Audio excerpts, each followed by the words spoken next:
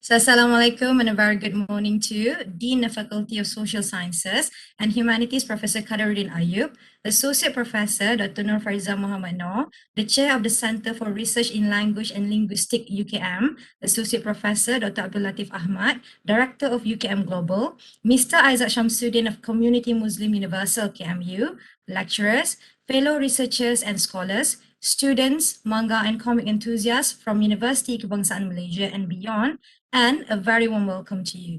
We also would like to bid a very warm welcome to our distinguished speakers today. We have Mr. Hamid Nouri, Mr. Fernando Cifuentes, and also Mr. Azmi Hussin. Welcome to today's webinar entitled Transculturalism and Visual Narrative. My name is Sada Sadun and I will be the chair for this webinar. So on behalf of the committee, I would like to express our gratitude to all of the participants for making time in your busy schedule just to join us in our event today. We really appreciate your time. We hope you'll find the discussion and sharing session that we have lined up for you in these 3 hours will be fruitful and engaging. So let me begin by introducing the research team that put together for this webinar. This webinar is organized by the Transmedia Storytelling Research Team from University Kebangsaan Malaysia, headed by Associate Professor Dr. Raihana Muhammad Maidin. So a little bit about Dr. Raihana. She is an Associate Professor of Literary Studies at the Faculty of Social Sciences and Humanities at UKM. She is a great believer that, as an educator and researcher, she holds a dual role of empowerment, one towards her student and the other for herself as a lifelong learner. It is with this passion that she continues to journey through the paths of higher education in Malaysia, which she joined in 1995. She was a recipient of the 2014 National Academic Award for Excellence in Teaching. Her current research on transmedia storytelling for social activism allows her to engage with the issues she feels most passionate about, including how stories can empower and impact individual and society. So the other team members of this wonderful research project are Dr. Melissa Shamini Perry and also Dr. Muzaffar Idrus. Dr. Melissa Shamini is a senior lecturer and coordinator of the Masters of Post-Colonial Literature in English program at UKM. Her research interests are in the area of social semiotic, multimodality, literature, media, transmedia storytelling, cultural narrative, material culture, transculturalism, and intercultural engagement. And for Dr. Muhammad Muzaffar Idrus, he is an associate professor at the Faculty of Major Language Studies, University Science Islam Malaysia. He is currently involved in research related to literary studies, Muslim fiction, and Malaysian graphic novels. So his publications have appeared in WOS Index Journal, Globalization and Comparative Literature, East and West, just to name a few. And then there's me. I'm Sada Sadun. I am a PhD student in post-colonial literature and English and a graduate research assistant, GRA, at University Kebangsaan Malaysia. I received my bachelor degree in literature and English and master's in post-colonial literature and English, and also from University Kebangsaan Malaysia. Currently, I'm doing a doctoral thesis under the supervision of Dr. Raihana Muhammad Maidin and also Dr. Melissa Shamini Perry. And my thesis is focusing on the area of fan fiction, model of human development, and also transmedia storytelling. Now, to officiate our webinar this morning, we have the research industry partner, the founder/project coordinator of Initiative to Promote Tolerance and Prevent Violence, Initiate.my, Mr. Aizat Shamsuddin. So allow me to give you a brief introduction to Mr. Aizat. Mr. Aizat Shamsuddin is an analyst and practitioner in the prevention of violent extremism, PVE, good governance and human rights. He leads CSO government preventive policy engagement, inter and intra-faith dialogue, and more recently, digital data development to prevent extremism in Malaysia and Southeast Asia. He is also the founder and advocate for the Initiative to Promote Tolerance and Prevent Violence and Komuniti Muslim Universal since 2015. In recognition of his work in peace and security, he received an Australia Award Scholarship from the Australian Department of Foreign Affairs and Trade and Asia in 2018. Then, he completed his master's degree in 2020, specializing in counter-terrorism, conflict studies, and political Islam from the University of Melbourne. And as part of his global network in counter-extremism initiative, he is an alumnus of the German Institute for Foreign Cultural Relations and the American Council of Young Political Leaders since 2018. Mr. Aizat was also trained in Sharia and law for 5 years at the Islamic Science University of Malaysia. His altruistic hope is to make the world a better place. So inspiring. So now, without wasting time, please welcome Mr. Aizat Shamsuddin. Thank you so much. Can you hear me? Yes. All right. Assalamualaikum and a very good morning and also evening for people who are abroad. First of all, I would like to thank to Transmedia Storytelling Research Team from University Kebangsaan Malaysia, UKM, in collaboration with Muslim Manga for organizing this international webinar on it, transculturalism and visual narratives. I'm very honored to be here with you who are joining us from all around the world. Some of you might be passionate readers, scholars, researchers, students, activists, and artists who are keen in storytelling, arts, and intercultural discourse. For your information, Dr. Raihana and her team approached my organization early last year to become an industry partner of this project. What united us is the need to promote positive and inclusive narratives across cultural, ethnic, religious, and national lines. Today, we are very glad that this project has kicked off. Dear friends, let me tell you a little bit of background about my own initiative that I founded, the Initiative to Promote Tolerance and Prevent Violence, initiate.my. It is a data-driven initiative to promote tolerance and prevent violence based in Malaysia. It is powered by Komuniti Muslim Universal, or KMU Malaysia, that was founded in 2015 by former radicalized youth who, based on their personal journeys and experience, committed to counter-extremism with counter-narratives based on human rights and also prevention of violent extremism frameworks. To translate the mission of our organization on the ground, intercultural dialogue is one of our main advocacy programs. We work with youth, religious and community leaders, and members of the communities who come from diverse ethnic, faith, and cultural backgrounds to promote two C's. So the first C is common values such as peace, passionate, and tolerance to coexist within a community or society. And the second C is critical values such as empathy, non-discrimination, and non-violence to coexist. In our experience conducting intercultural dialogues, storytelling is the most important tool to inculcate these two C's, common and critical values, especially the sharing and listening to the members of minority communities of their grievances and hopes as equal citizens, as well as human beings. It makes the process humanizing to raise positive awareness and trigger critical thinking to reduce our biasness, prejudice, and hate that we may have developed from our own small social bubbles. Dear friends, intercultural storytelling can also be delivered through other ways, such as digital content to reach a wider audience and adapt in current development with the widespread use of social media. In addressing this, we have ventured with more than 20 organizations from the government bodies and agencies, academia, and civil society in October last year to organize a program called Peace Lab for Youth. We have trained more than 40 diverse young participants to become active advocates of peace and nonviolence. In Peace Lab for Youth, the participants were given some advocacy tools to advocate issues close to their heart by creating creative content like posters, videos, infographics on social media.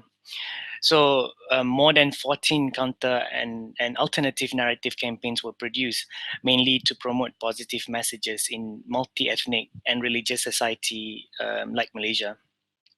Furthermore, we also ventured with Citra University Malaya in a storytelling project.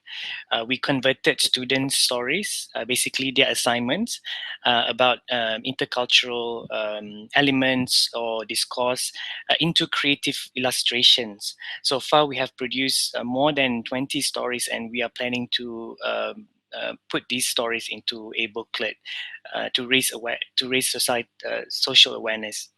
As of today, our venture with University Kebangsaan Malaysia (UKM) has come to reality.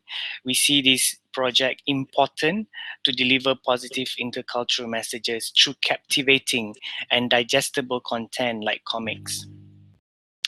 Dear friends, I think in concluding my speech, again, we would like to congratulate Transmedia's storytelling research team from University Kebangsaan Malaysia, as well as Muslim Manga, especially Dr. Raihana Maidin, Associate Professor of Literary Studies at the Faculty of Social Science and Humanities, UKM, for the hard work in uniting us and putting this all together. We hope that the participants will benefit from this webinar, especially with speakers who are prominent, speakers who are prominent visual narrative storytellers from Malaysia, the United States, and Guatemala, among others, who will share their extraordinary work on transculturalism and visual narratives. We also look forward to amplify and collaborate creative work like this for positive change. With that, I'm honored to officiate this international webinar on transculturalism and visual narratives. Thank you for your time and indulgence. Thank you so much, Mr. Aizat. I really love how you said that storytelling is important, and I agree that digital content that is widely used nowadays really help our story to be heard by a lot of people. So thank you again, Mr. Aizat.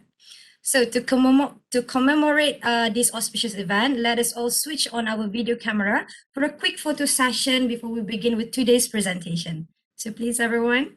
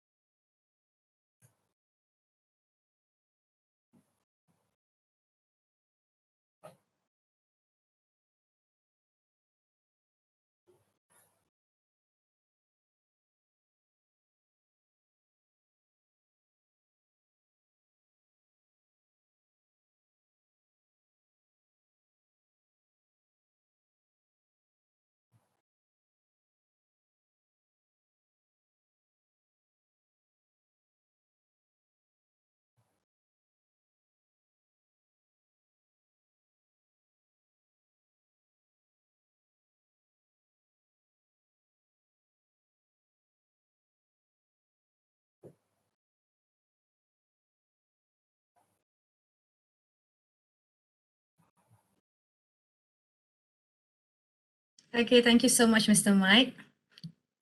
So now it is a time that we are waiting for, but before we proceed with this exciting webinar, please allow me to give an idea of what this webinar is all about. As we all know, this webinar is a research project conducted by the Transmedia Storytelling team, collaborated with muslimmanga.org. And this webinar will explore the intersection of transculturalism and visual narrative.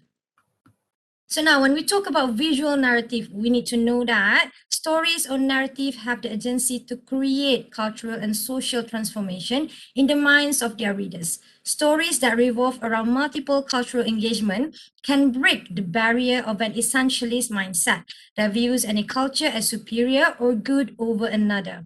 So visual narrative like manga and comics are a vital medium of storytelling that has the powerful ability to communicate messages, express emotions, and share universal experiences in a succinct manner, making them an ideal medium to engage in transcultural dialogue. The engaging storylines and inventive visual of manga and comic may easily pique the interest of cross-border fans.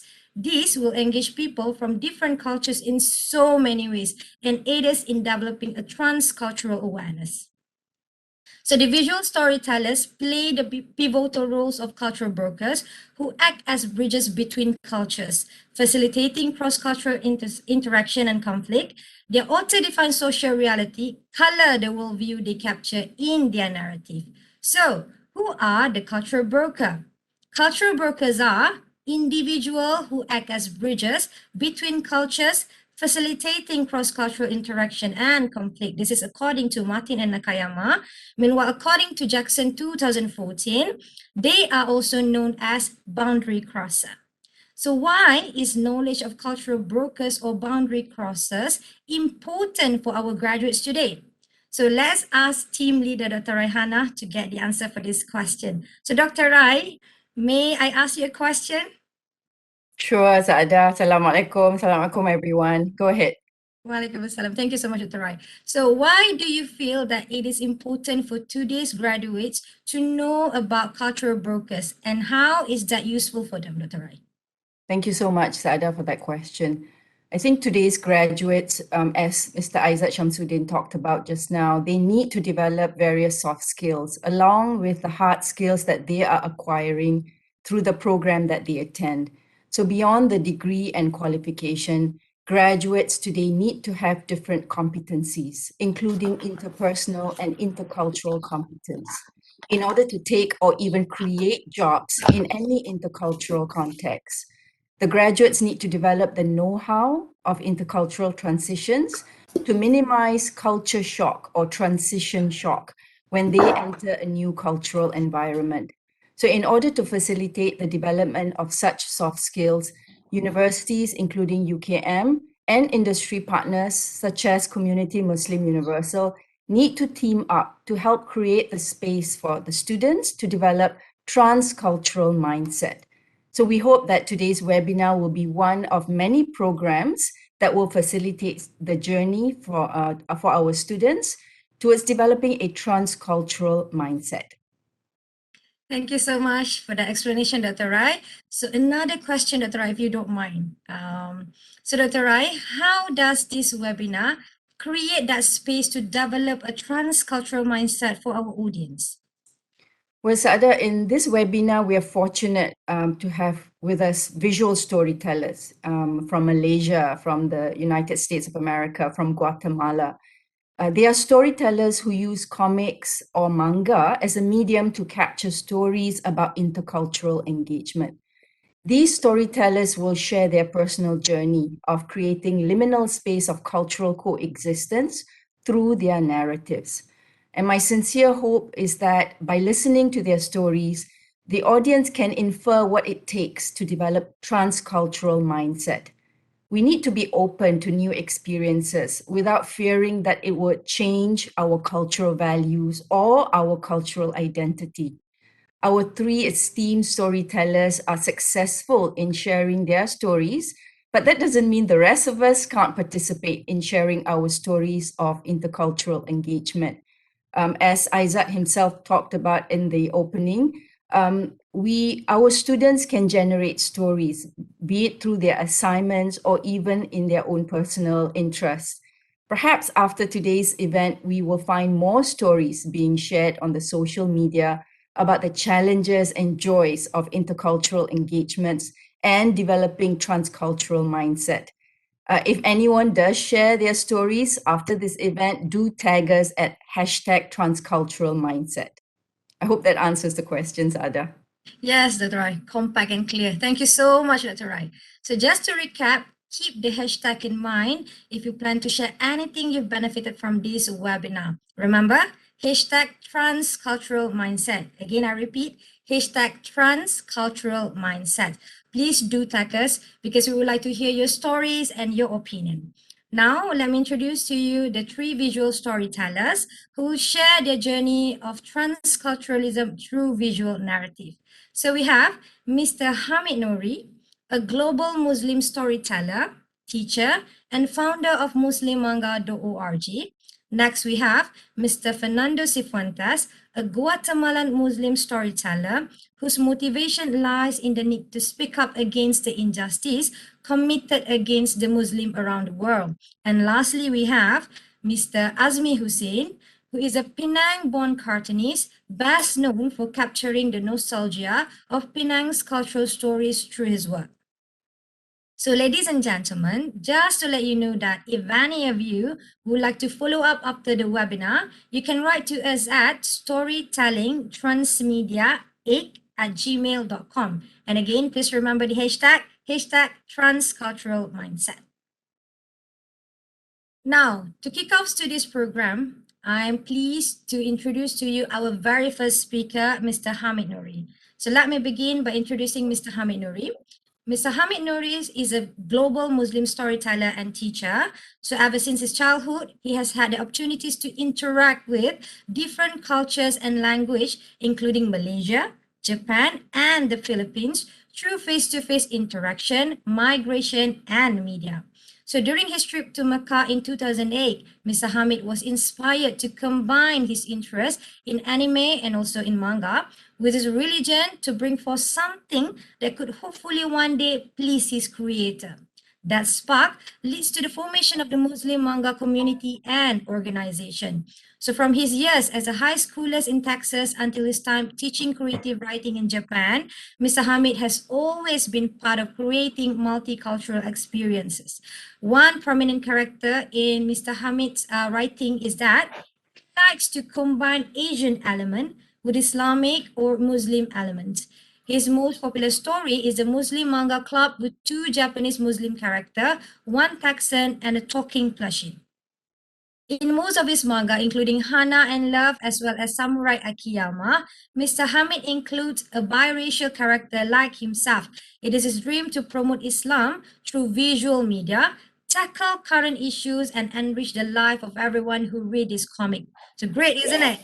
So with his impressive background, our honorable speaker has gained fans that come from different cultural backgrounds. And today, Mr. Hamid Nouri will share with us his story and his perspective on transcultural migration through manga.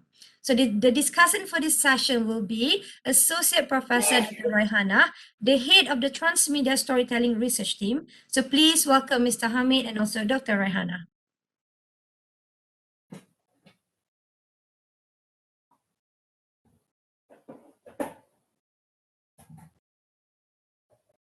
You're muted, Hamid. Assalamu alaikum. Waalaikumsalam warahmatullah. Should I start with my presentation? Go ahead. Okay, so Assalamu alaikum, everybody. All right, so I'm going to go ahead and get started. I'm going to share my screen. If I do need permission to share my screen, so if I could get that, that would be appreciated.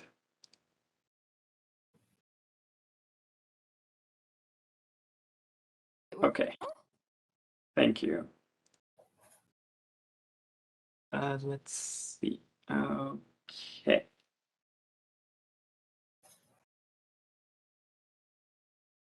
And are you able to see the full screen of my presentation? Yes. Great. Okay.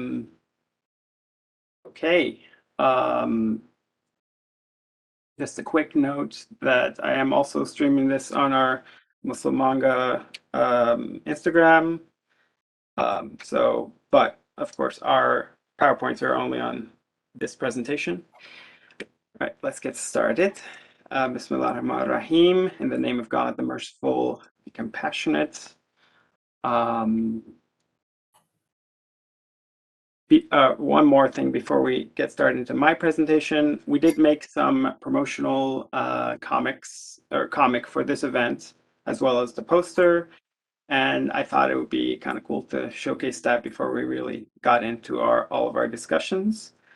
So I'm going to spend a few seconds on each slide, which is a panel of the comic. Oh, right. So yes, of course, the transculturalism and visual storytelling. Well,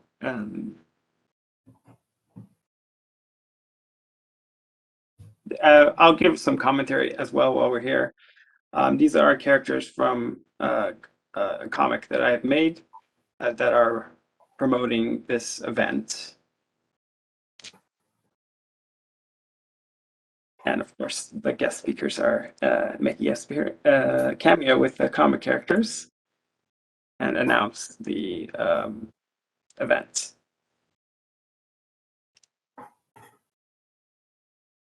Okay, with that out of the way, let's get started with my presentation, which is transcultural migration through manga. I'm going to explain what I mean by all of that. Before we get there, though, I did want to make some notes.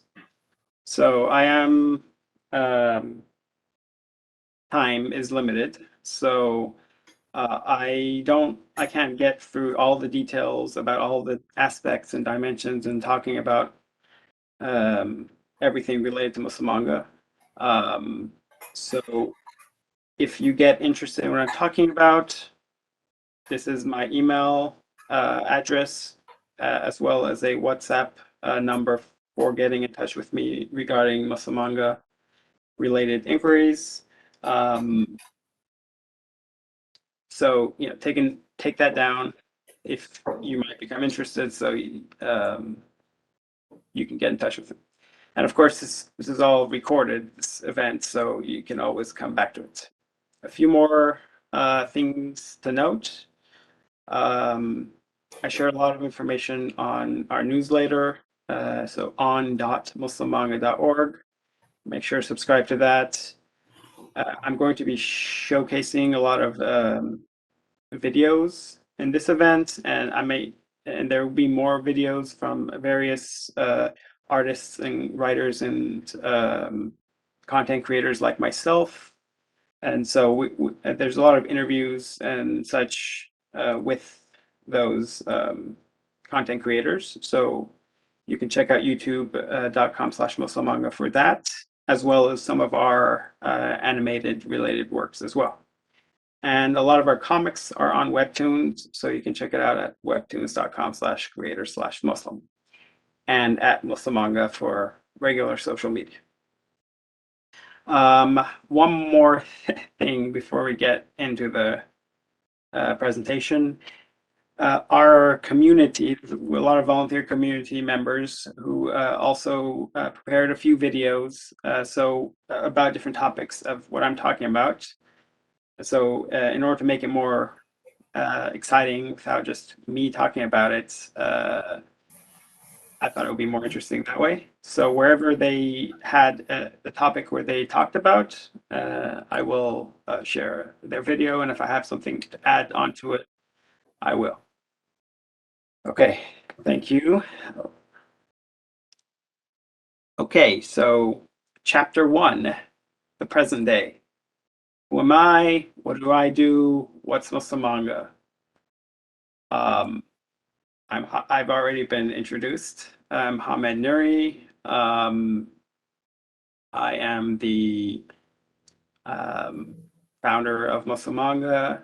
I also write comics for it. I help others through editing their work, and I'm pretty much I am or I have been involved in every aspect of Muslim manga at some point in time. So what is Muslim manga?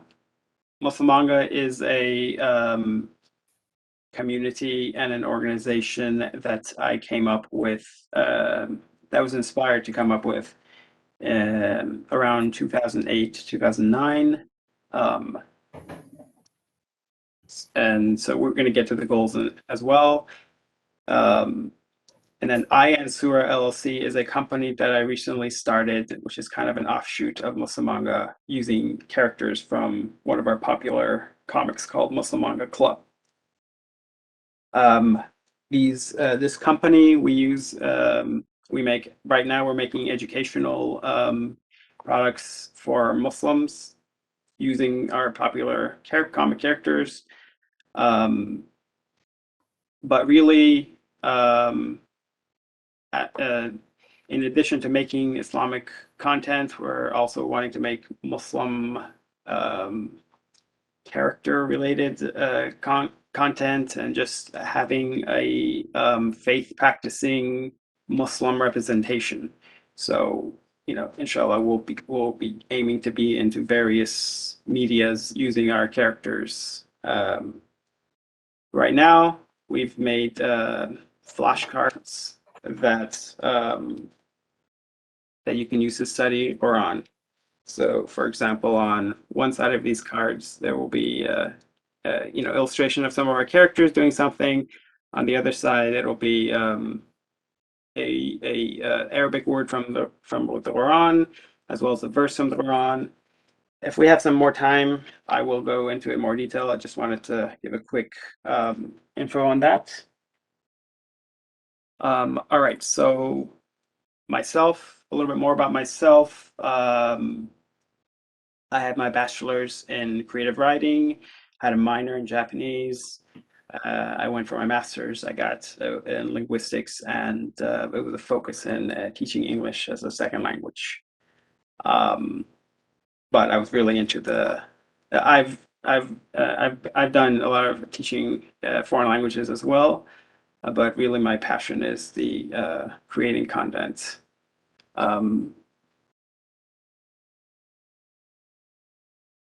Okay, so let's see.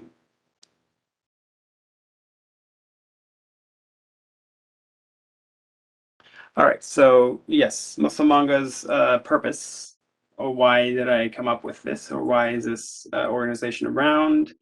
One is to erase Islamophobia and share Muslim perspective, real faith practicing Muslims, accurate, positive, normal.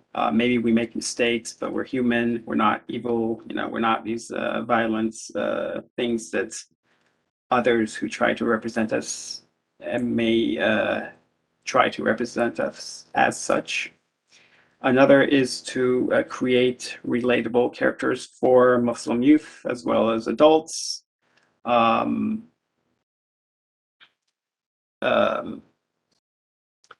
So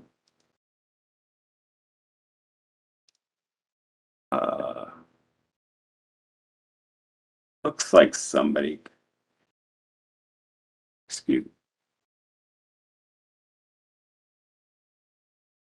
Sorry for that. Looks like somebody got control of this screen share.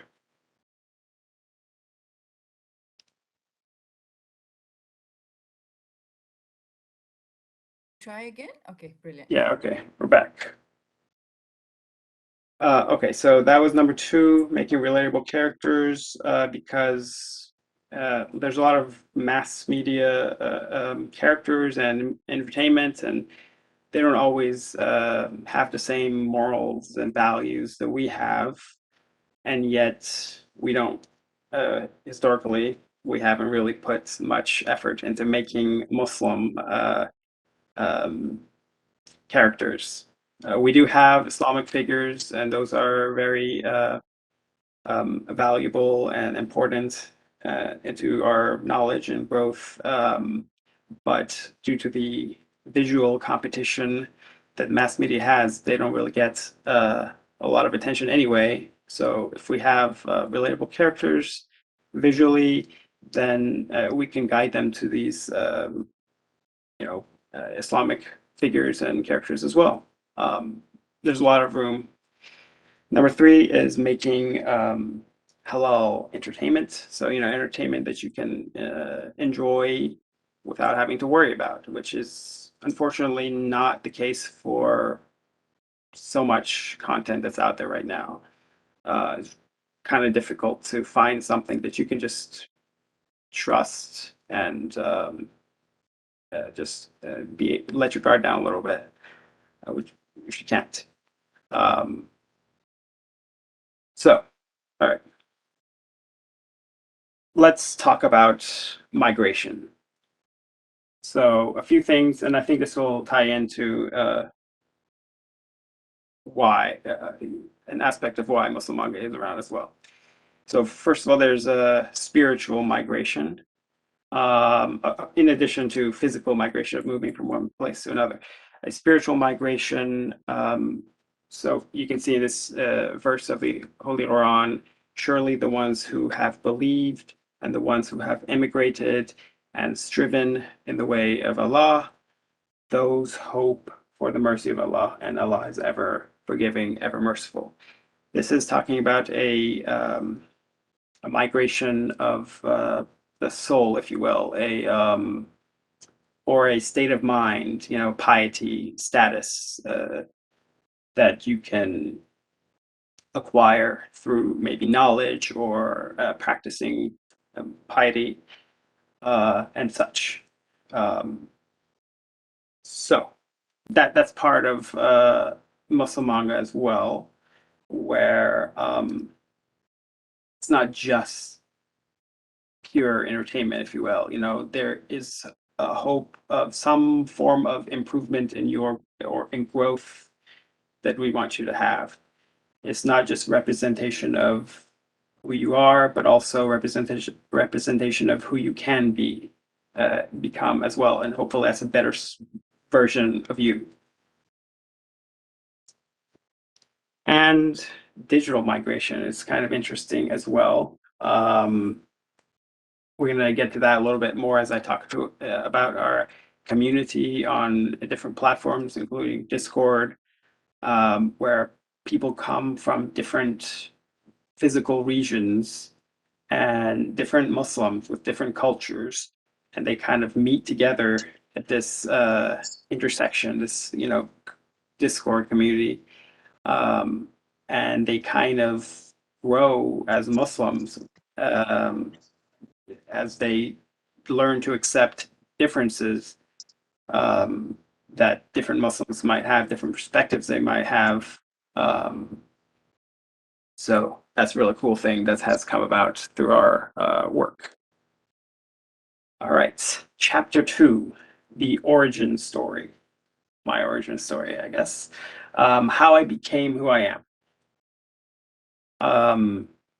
So I am, I guess I am trilingual now, but I was childhood bilingual. I was biracial. I've lived in multiple countries, and so I've had the opportunity to grow with different perspectives and cultures from childhood. But also, in addition to these things that I had associated to me with my birth, I also had the opportunity through my through media as well as through interacting with people to meet different cultures. Through media, as a child, I was watching Captain Tsubasa. And so I didn't realize, you know, at the time it was from Japan, but I was drawn to it, unintended.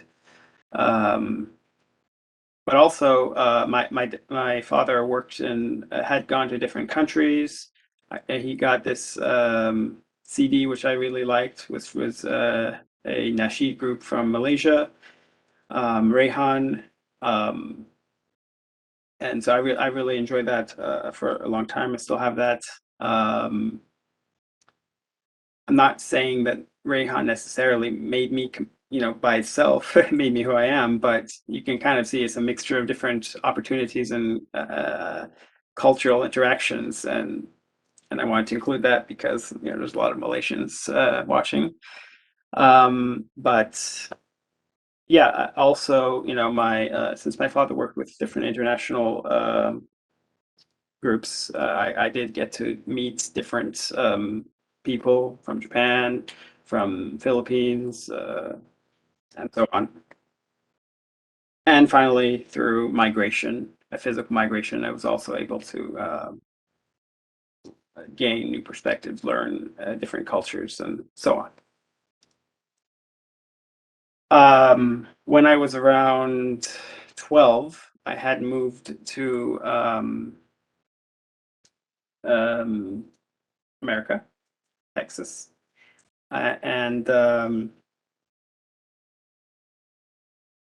I always liked to draw, and just like other children who my age who drew, other boys, I saw a lot of action. I was inspired by that. I drew things I saw. I drew airplanes, I drew guns, I drew swords. But this actually kind of got me in trouble once, interestingly. Um, Apparently a teacher had noticed that I was drawing these things, and she was concerned.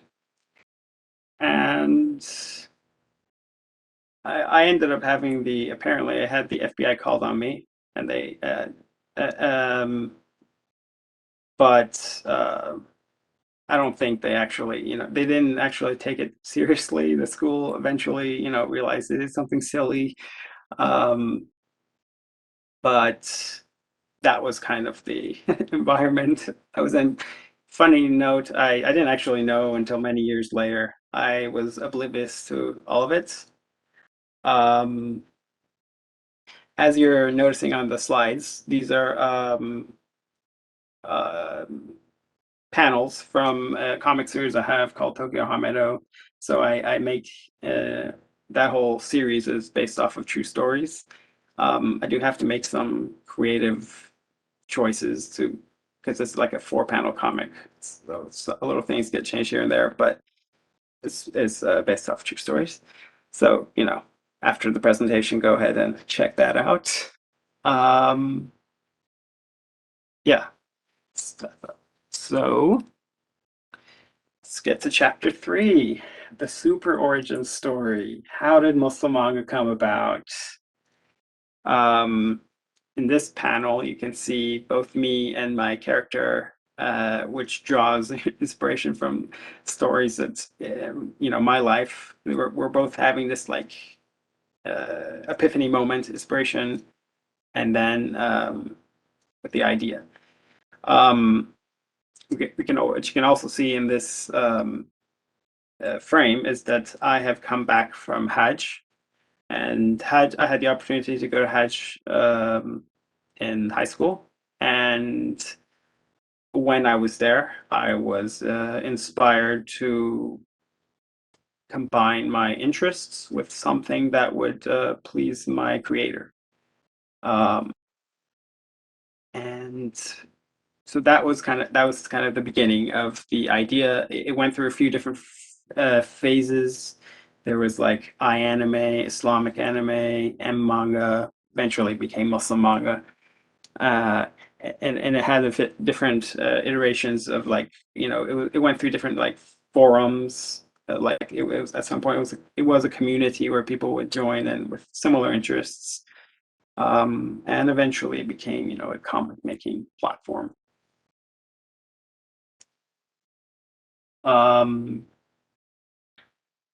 Yeah, so it went through different stages, as I said, and I came up with different characters for it. I had to come up with I had this logo that I had come up with.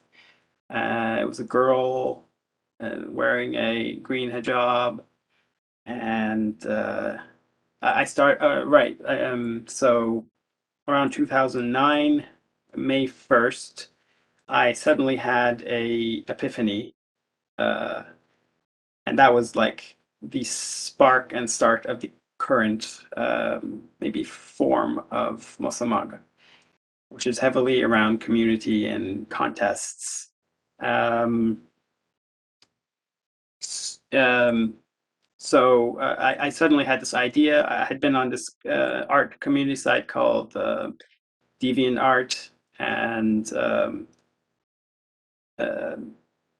I had seen different people having talent, and I just thought, Muslim manga. Like, that's what we need.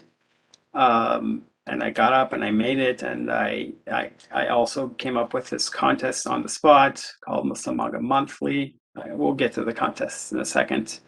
But that's how, and then, you know, eventually we had different contests and it led to what we are today.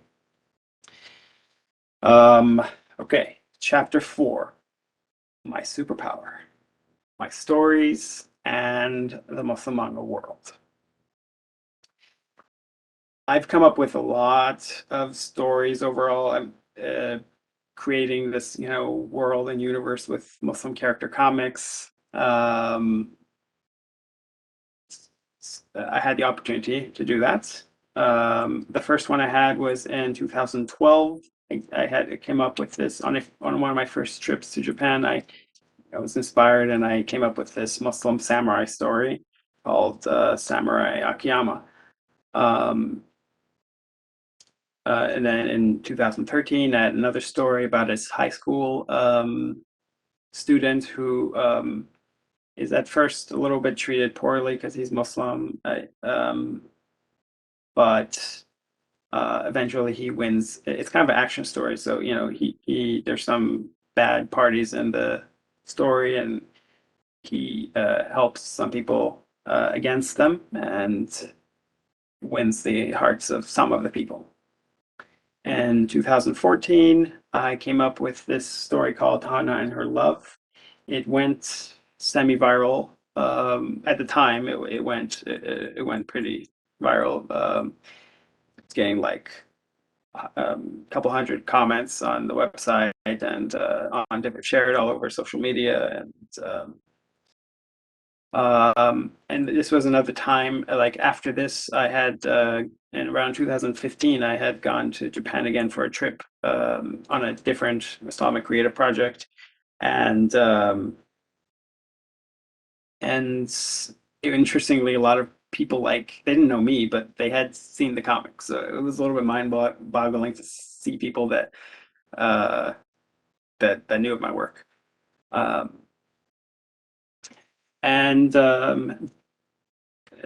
Yeah.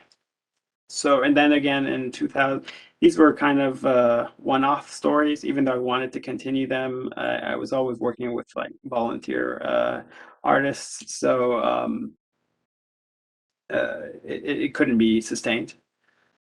Around 2017, I went to Japan. I started working there as a teacher. I also had some disposable income, so I started subsidizing costs to create some comics. So I started working on Muslim Manga Club, which is based off of the mascot characters of the Muslim Manga organization. We'll get more to that. And then different stories. I had this one called Hungry Ex Hunter, a spin-off of the Muslim Manga Club called Wa Salam, Wa being peace in Japanese, Salam being peace in Arabic. It's a pun. There's lots of puns in the series. There's lots of Muslim puns, and it's kind of like, you know, goofy, silly spin-off. It's fun. We share it on our social media. A lot of people like it. We have Aya, who gives these like Muslim dad jokes or just regular dad jokes, and her brother Surah, who is not amused. And then in 2021, I came back from Japan, but I wanted to capture some of those stories. I came up with this story, Tokyo Hamedo. Fun note, this was also a username I used, but I liked the sound of it, so I wanted to use that somewhere. So I used that as the title of the series, though I've kind of been making a lot of episodes that are not purely Tokyo or even Japan related. Around 2021, I had the opportunity to restart the series that had gone popular, Hana and Her Love. I restarted into two series. One was Hana and Love. The other was Hana and Love Side Stories. Side stories are these short episodes that get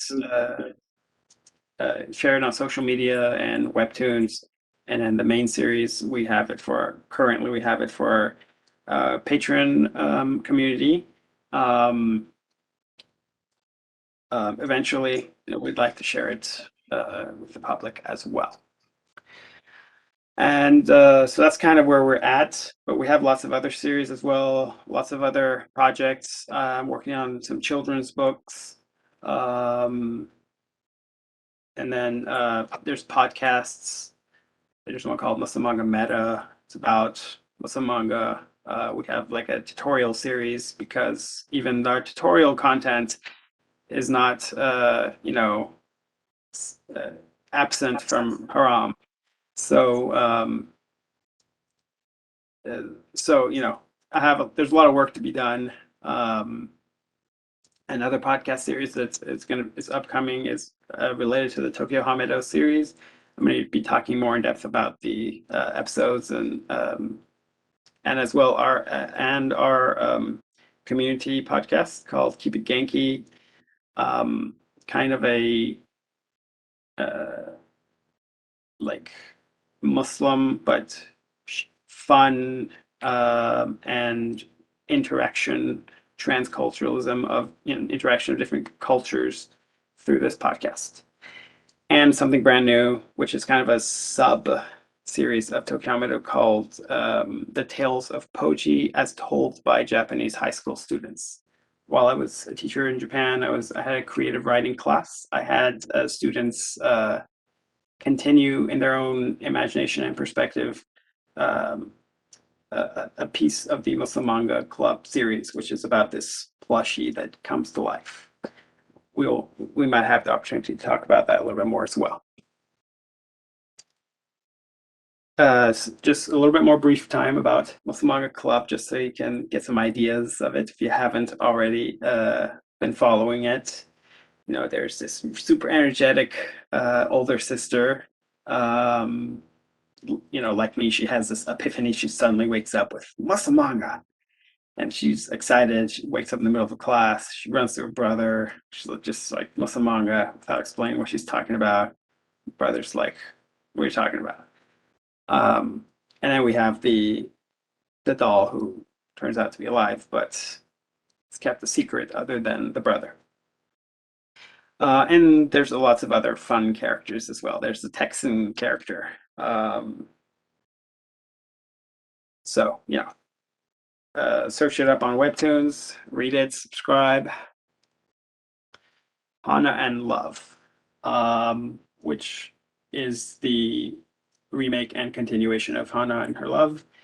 This series, the title is a little controversial sometimes for some haram police out there on the internet. They like to imagine what the story will be about, but they're not usually correct. The story is around this Japanese high school student who comes across this Muslim, half Indonesian, half Japanese boy. She starts interacting with him, and this is the story around that. This has a lot of interesting things for it, but I don't like to spoil it. So you'll have to find a way to read it. You can look up the original version. First chapters are there for free. Just search Hana and Her Love, and you'll find it. And if I have a chance, I will share a voiceover recorded version of it. Tokyo Hamedo, I talked about that already, I think. So we'll skip that one. Samurai Akiyama. It's a period. It's around late 1500s. It's an alternative history story. It's a period where a lot of foreign religions in Japan were being persecuted. So I thought, well, it sounds like a good place to have our Muslims characters in and have an interesting story there. We'll see a little bit more about that later as well. Chapter 5, my sidekicks. Right now, I have the opportunity, honor, and blessing of working with these wonderful artists. One of them is Zar. One of them is Ida Chan. Zar is from the Philippines. Ida Chan is from Indonesia. They're wonderful artists. I can only say good things. Look them up on social and follow them as well. One side note I'm going to go back one side note I'll tell you about some of the stories that I make is for a while, I often tried to make my story related to the artist that I collaborated with. So, when I worked with a Malaysian artist, I made my story, The Heart of Fawaz, be a Malaysian transfer student. Originally, when I worked on Hana and Love and Her Love, it was a Indonesian artist that didn't work out. Then I worked with a Malaysian artist, and then with this remake again with the Indonesian artist. There's a little bit of an interesting circle there. Hungry X Hunter, Hungry X, Hungry X Hunter, that's right. It's kind of the name is similar to a popular manga out there. That the main characters in there are from the Philippines, and I work with Zar on that comic. Okay, chapter 6, Japan and the Manga X Muslim World forum. So in 2017, I went to Japan, had a lot of friends, we hung out. You can see some of these episodes in Tokyo Hamido. I was teaching with and interacting with a lot of Japanese students, learning from them. And also I had this opportunity to be involved in this conference called Manga X Muslim World. There was a lot of different comic artists that were from different countries. And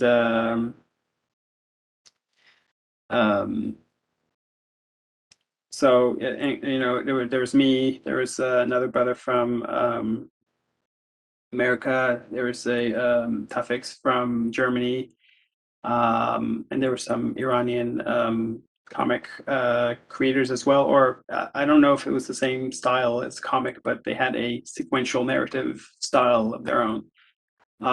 So this was an opportunity. We have some of the interviews from there. I'll share those as well.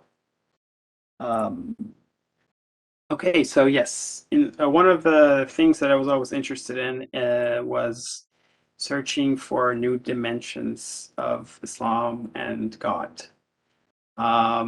Growing up bicultural, biracial, bilingual, I had already kind of observed there's a lot more to the world and to understanding than just this like monocultural way of looking at things. There's aspects of Islam that some people that are growing up in Muslim populated countries, heavily Muslim populated countries, might not be able to really grasp unless they've been out, unless they migrate.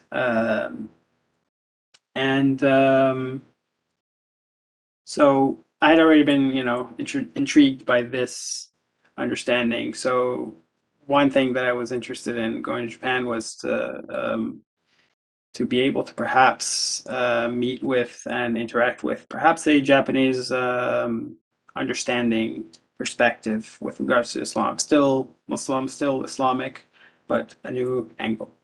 I'm still continuing to search for things like that and different cultures as well. That's an ongoing thing. Chapter 7 contests. We talked about this briefly. Muslim Manga started with contests. It started with this one called Muslim Manga Monthly.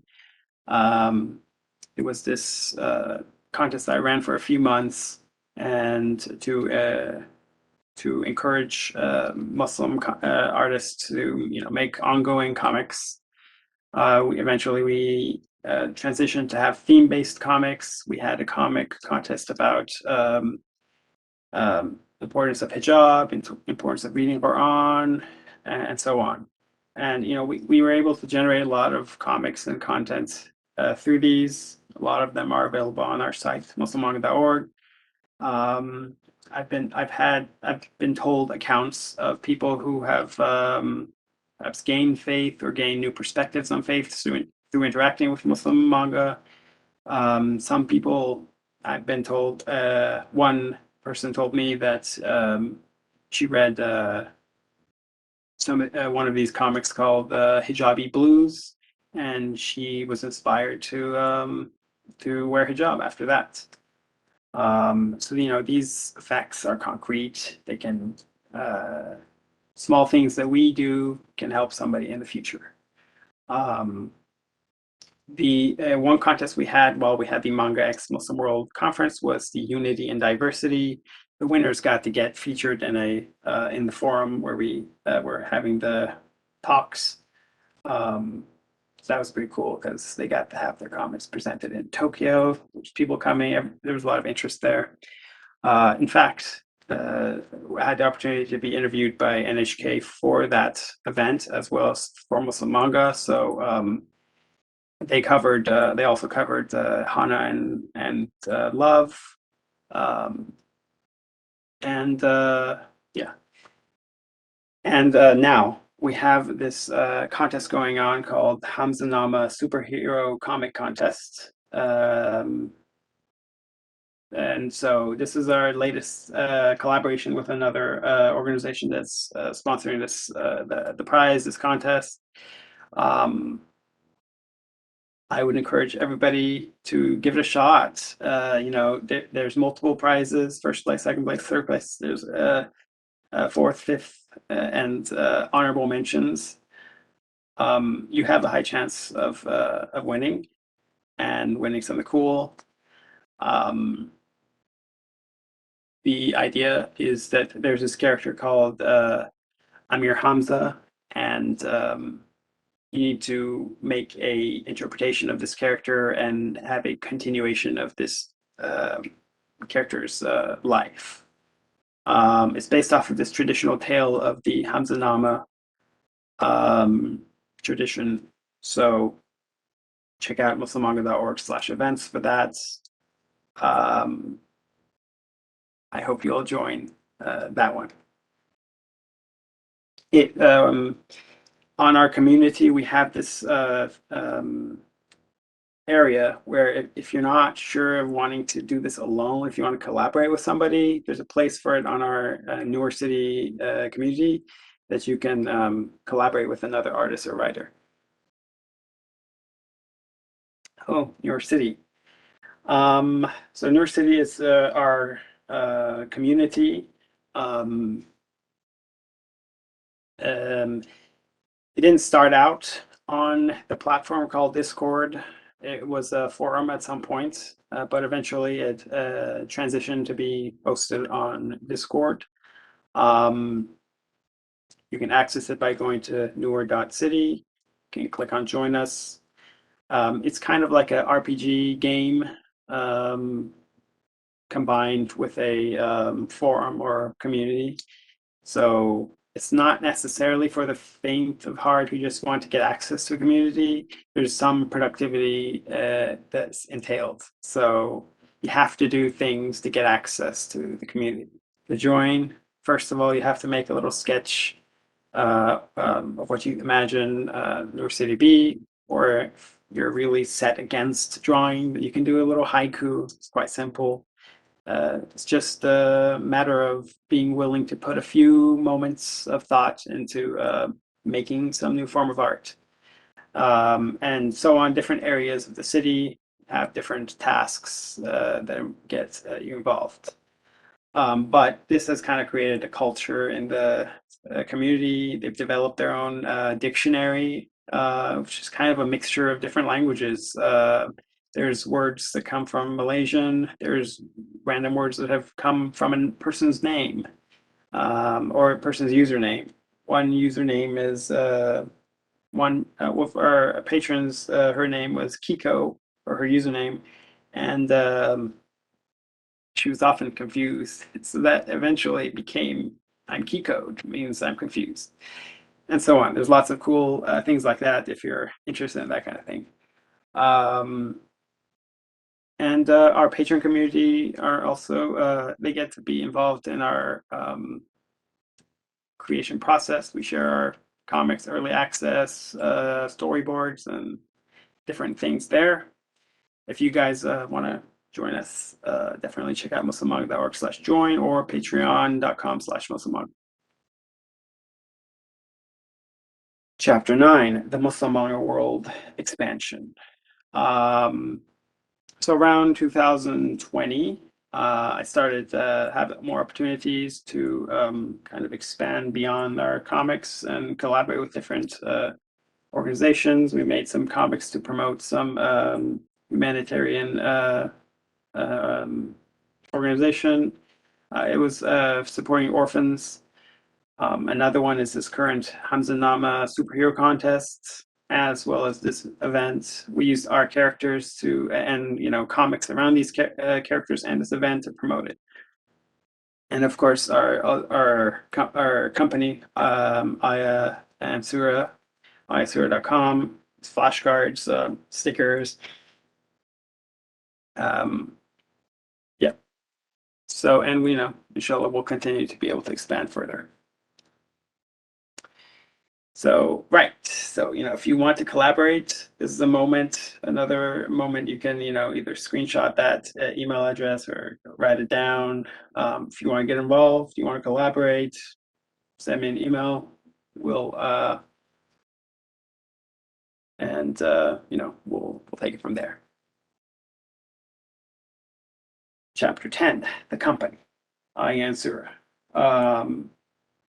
LLC. So I'll take a little bit of moment talking about our company that's been relatively recently established. Right now, one of our first products are these flashcards. They are, we have these cards are both they're supposed to be a fun way to help people connect with the Quran and to learn Arabic, this Quran based. So our goal right now is to create, these for all the surahs. We're continuing to work on these. Right now we have a couple volumes out. We have a one volume, which is the Quran edition. This one has common words found in the Quran that can help you get a general understanding.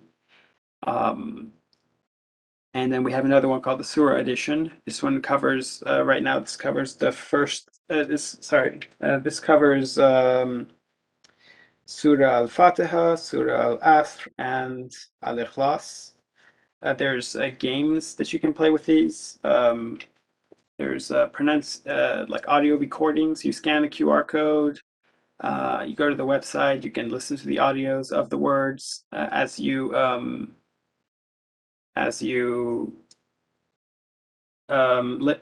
either study or play the games that are associated with it.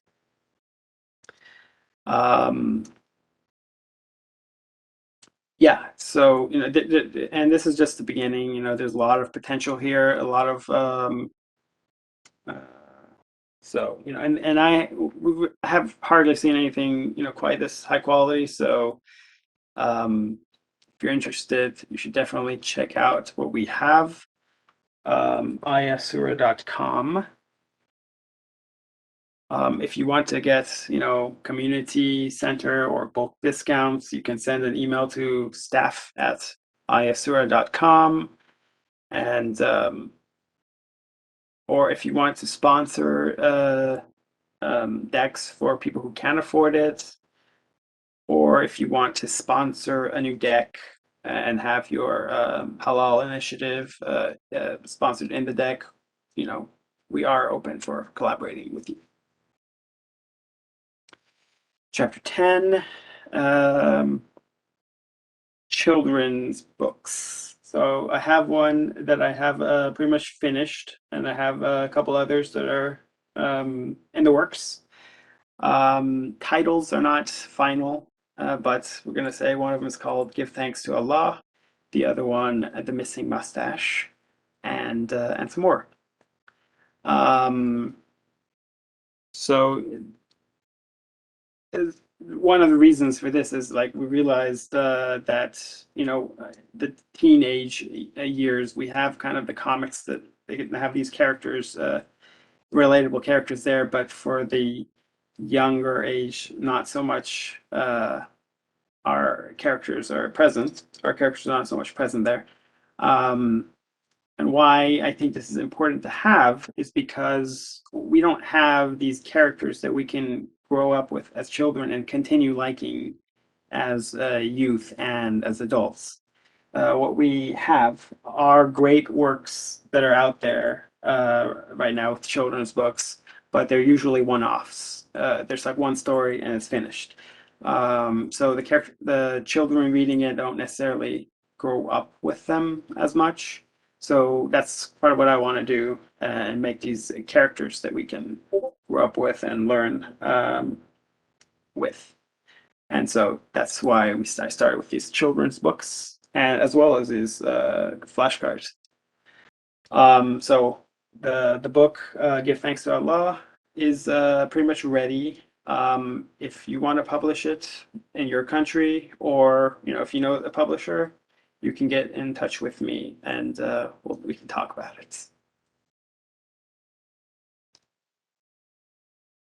Chapter 11, New Powers. Animations, voiceovers, and animatics.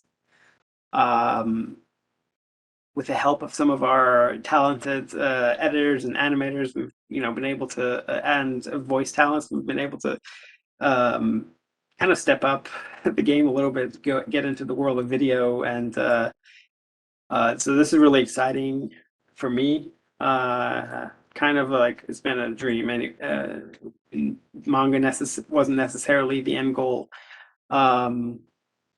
So I'm going to share some of our animatics here, if I can. I might. Samanga. I don't know how well that can be heard, so I will. It was okay. It was okay. Great. Wonderful. Thank you. So that was a mini episode from Muslim Manga Club. Another one from our popular series, A Journey of a Muslim, as well. These will be available on youtube.com/muslimmanga or are available there. You want to know what's under my hijab? I'll show you. What's under my hijab is another hijab. Not this joke again. And so those have been, those were a couple examples. I have more, but yes, so there is, bear with me, in case we don't have time, I'm going to skip this for now, but we'll come back if we have extra time. We do. Go ahead, Hamid.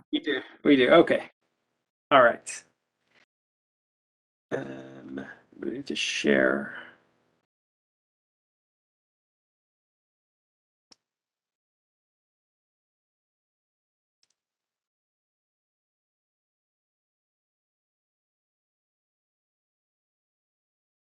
Bear with me while I pull up the video.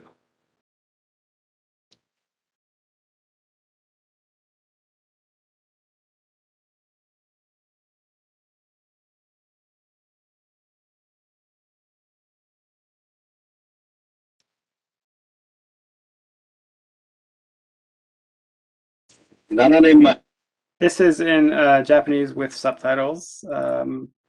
It's about 5 or 6 minutes, so please enjoy. 10年間続いた苛烈な内戦がようやく終わりを告げた。残されたのは戦争によって全てを手に入れた富裕層と全てを失った貧しい人々だった。その後、戦争の背後に隠された悪しき企みを知った武士たちが反乱軍となる。反乱は失敗し、反乱軍は全員処刑された。たった一人を除いて。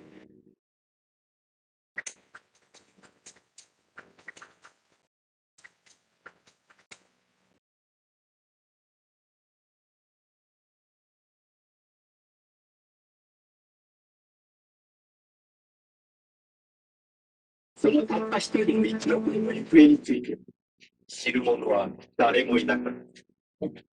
近年、隣国への侵略を推し進める動きが活発になってきた。民の大多数が新たな戦争に反発する中、血を流さずに平和を追求する新しい信仰が人々の間に広まりつつあった。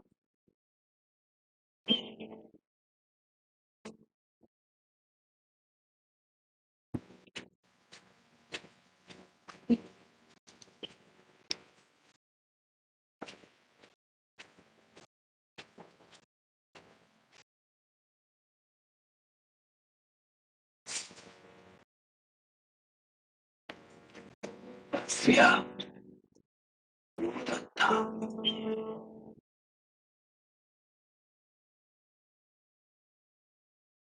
よくありませんね。奴の痕跡はまだ見つかりません。どういたしましょう、秀吉様。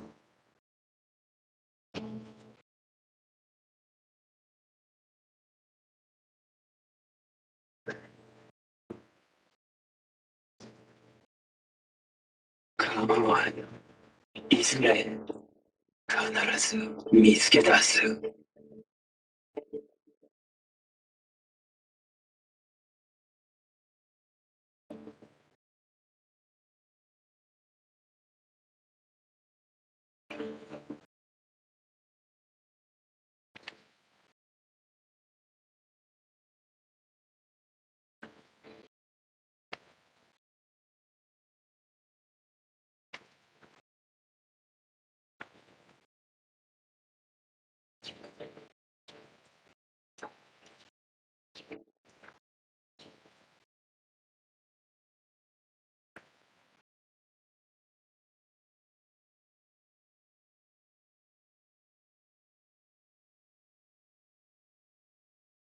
おじいさん、待って。これ、持ってって。私はタクシーがいいのね。お嬢さん。はい、おばあちゃん。ちょっと気になったんだけど、その頭のかぶりに乗って着心地はない。これとってもいいんですよ。私の髪や首を覆ってくれますし、首元を温めてくれますし、それにおばあちゃんに白髪だって隠してくれますよ。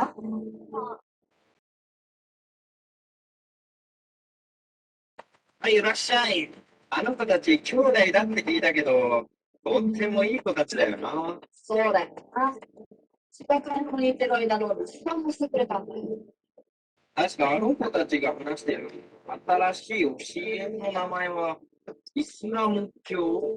そうそう。それであの子たち、イスラム教が平和をもたらすって信じてるんだよな。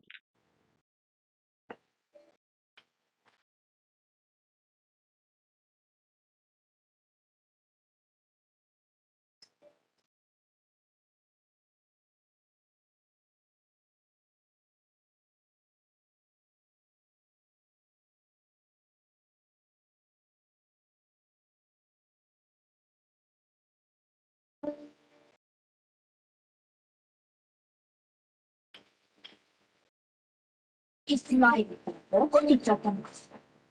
いや、先に食べちゃおっと。ビスミラー。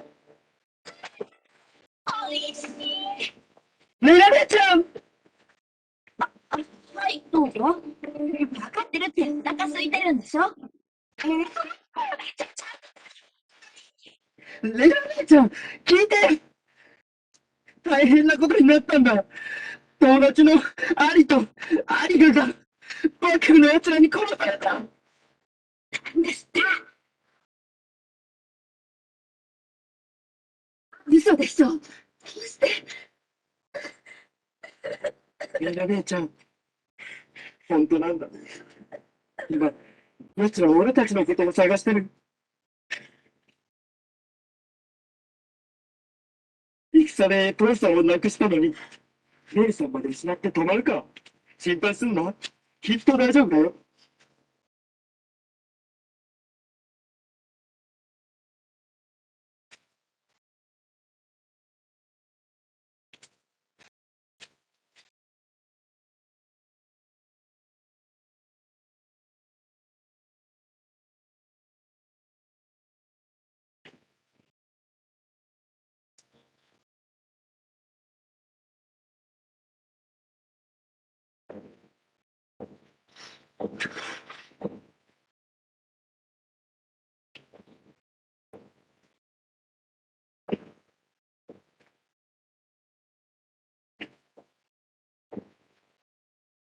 その娘を渡せ。それとも、痛い目に遭いたいから。どうだ姉ちゃんには指一本増やさせないぞ。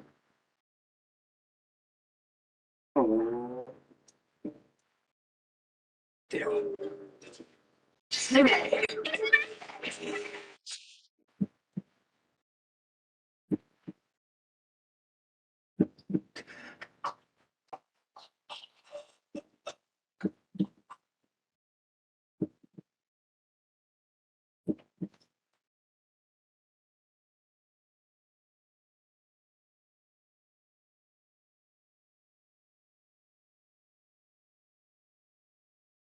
So that was Samurai Akiyama.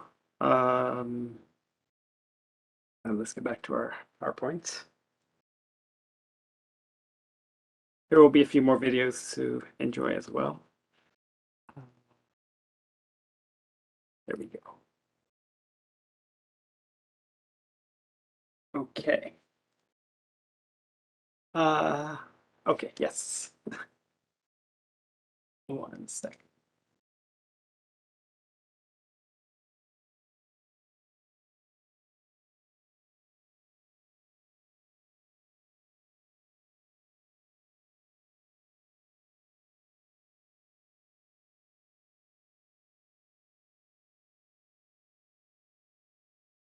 So also I started on editing the one for the Hana and her love. I'll just share that a little bit, but not anything long. This is just a scene where the main character first meets this and kind of falls in love with this boy, Muslim boy. 私男の子と一緒にいるとこ見たことないからもう知ってるでしょ興味なんてない There's not really subtitles, so 男子って大抵バカだしさ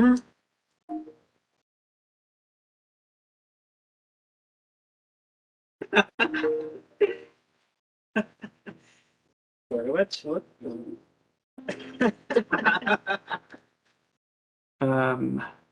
Just to give you an idea.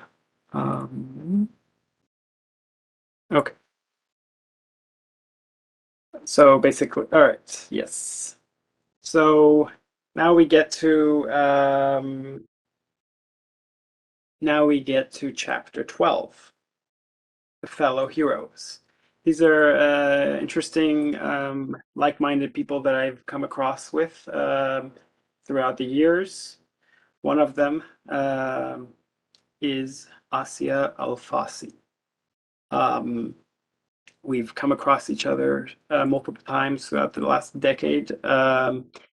She's come onto our website in the early stages when it was just a forum. She shared her comics, and I've been I've bought some of her work before as well. She is pretty much one of the original Muslim comic artists that I can think of, Muslim manga artists, if you will. So if I am to be considered one of the ones who has kind of start with this idea, when I started, I looked up Muslim manga, and there wasn't really anybody who worked on this in 2009, except for her. I found a few like comic strips that she had done before.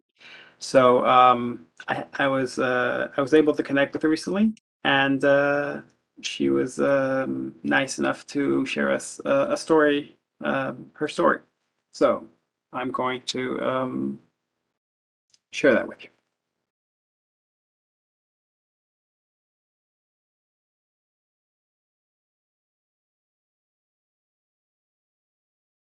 Just 1 second.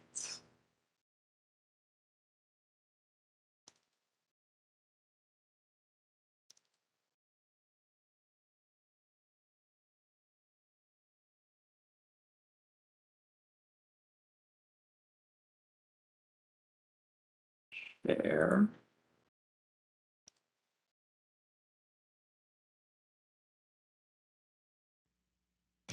Assalamu alaikum everyone, my name is Asia Al-Fasi and I am a manga artist and writer. I've been writing and drawing for quite a long time now, but I'll take you back to where it started. I was born in the 80s in Libya, and at the time Libya was a really closed country, and our only window to the rest of the world was through some anime that was imported into the whole Arab world at the time. And those anime were fantastically chosen titles. They were based on some of the best literary novels of the world that Japan had turned into serialized anime. So we're talking things like Little Women, The Sound of Music, Tom Sawyer, Anne of Green Gables. There were just so many. And with them, we traveled with our imaginations everywhere to all of those countries. We sampled different cultures. And it was so wonderful to be able to do that from the comfort of our own homes. And it wasn't until I was 7 years old that my family moved to Scotland. When we moved to Scotland, it was a huge culture shock. Everything was different. I was not used to the culture, the people are different, the buildings are different, the atmosphere, the people, the language, everything. I just felt completely like an outsider.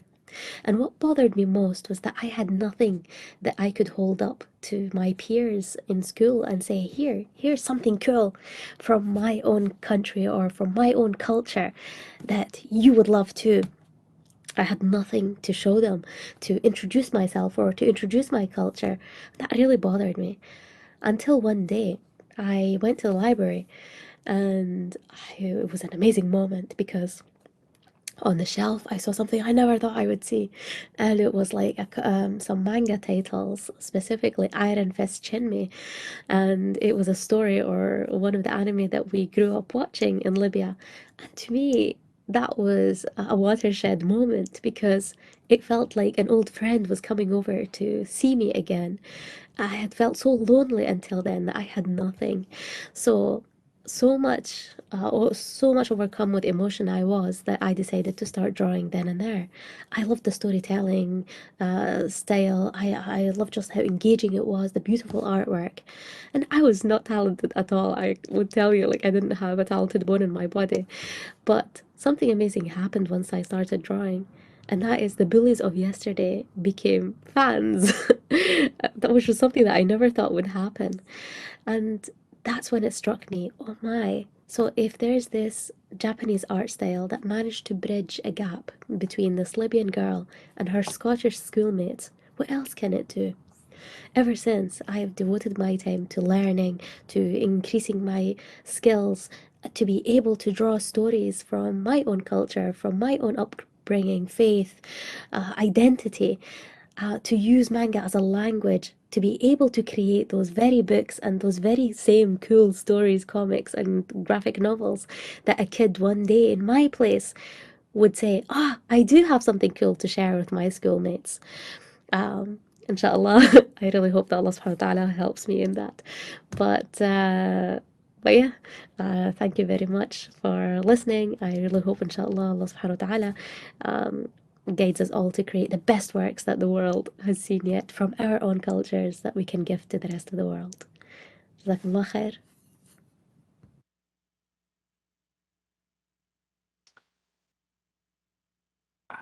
Okay, so there is another that we'll watch together.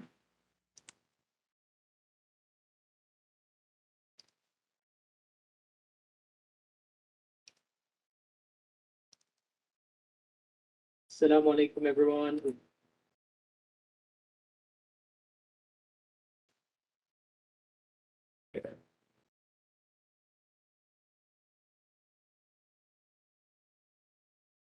Okay, here we go. Assalamu alaikum, everyone. It's a pleasure to be invited to an event such as this, and it's an amazing opportunity for us all to connect to like-minded creatives. What particularly attracted me to this event was exactly just that we have this opportunity, people who are like-minded in terms of where they came from and what they want to do with their creativity. We have a goal and purpose that we can achieve it basically together. And in a way, this is basically what I'm trying to achieve with imagination. It's basically two different words, imagine and nation.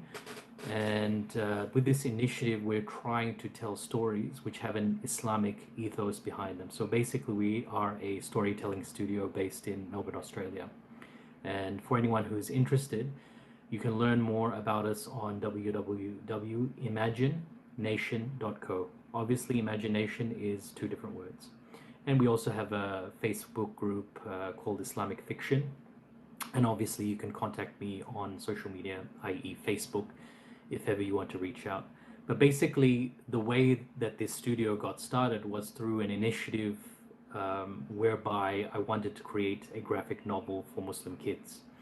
And the title that I chose, or the story I chose, was Dagar, the Desert Hawk, and the Sons of Darkness. So basically this tells the story of a Muslim adventurer who travels the Middle East, researching relics and whatnot, and he comes into crazy situations or exciting scenarios in this way.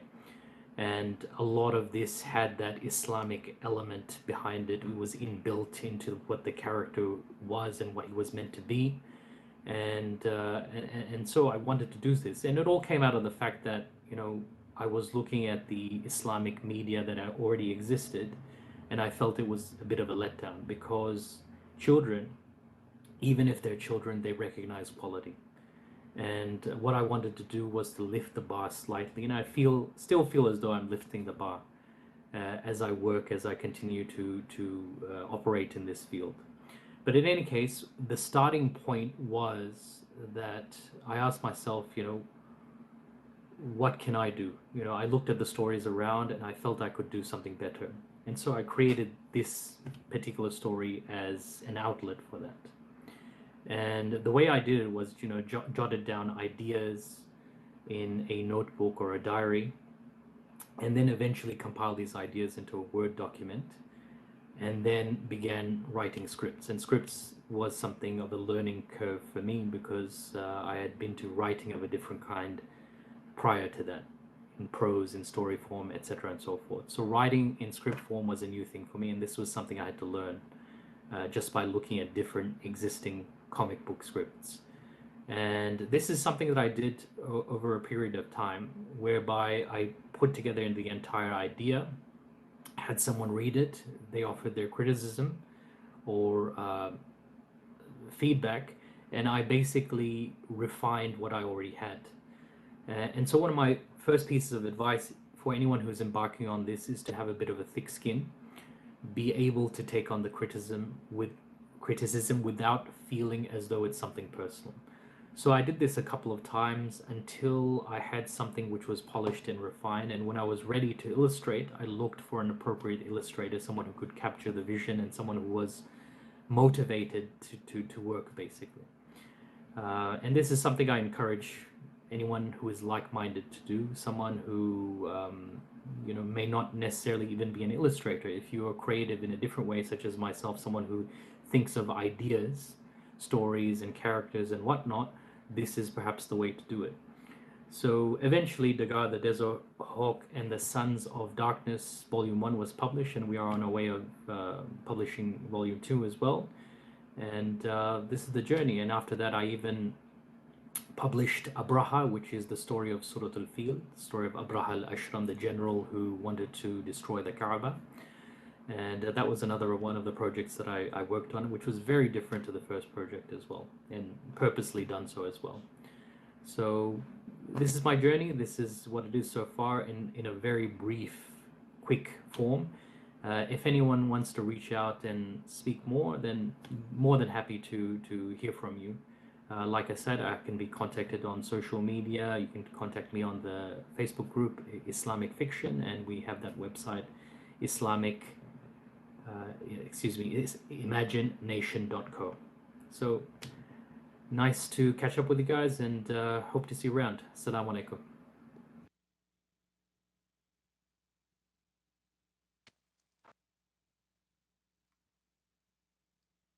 Okay.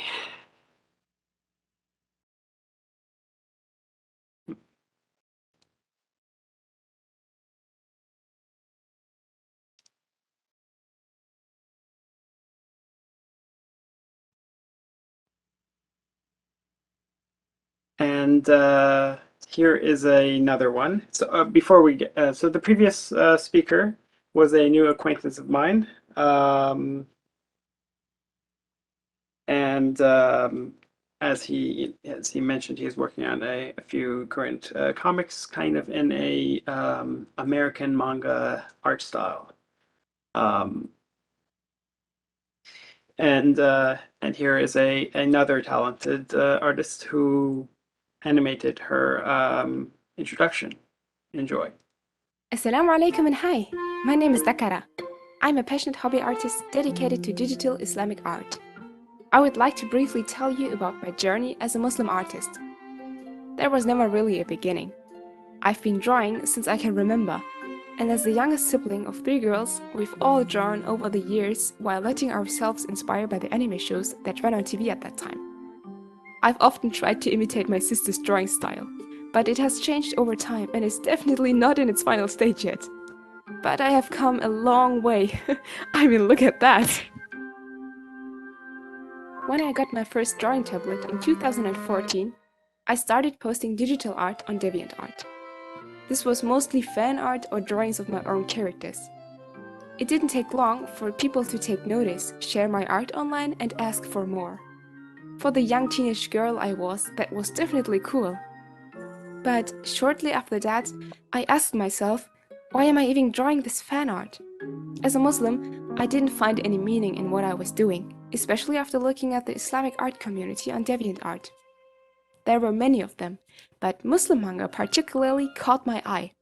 With their focus on anime and manga style, I wanted to contribute and be a part of it. I realized that my goal was to tell people more about Muslims and Islam. Since I live in a non-Muslim country, I thought I could reach out to those who have never heard of it by just looking at my art. From time to time, I've posted Islamic art, but I didn't want my gallery to be a mix of fan art and Islamic art. And so I decided to hop onto the Instagram train and present myself with a new account, Dakarama. After switching platforms, a new art journey began for me, and I focused on posting only Islamic-related art online. Alhamdulillah, I feel so much more comfortable doing this, and no longer feel the need to please anyone with my fan arts. I even had the chance to participate in a contest by Muslim manga, and had little interactions with them. Inshallah, there will be more in the future. Assalamu alaikum and bye!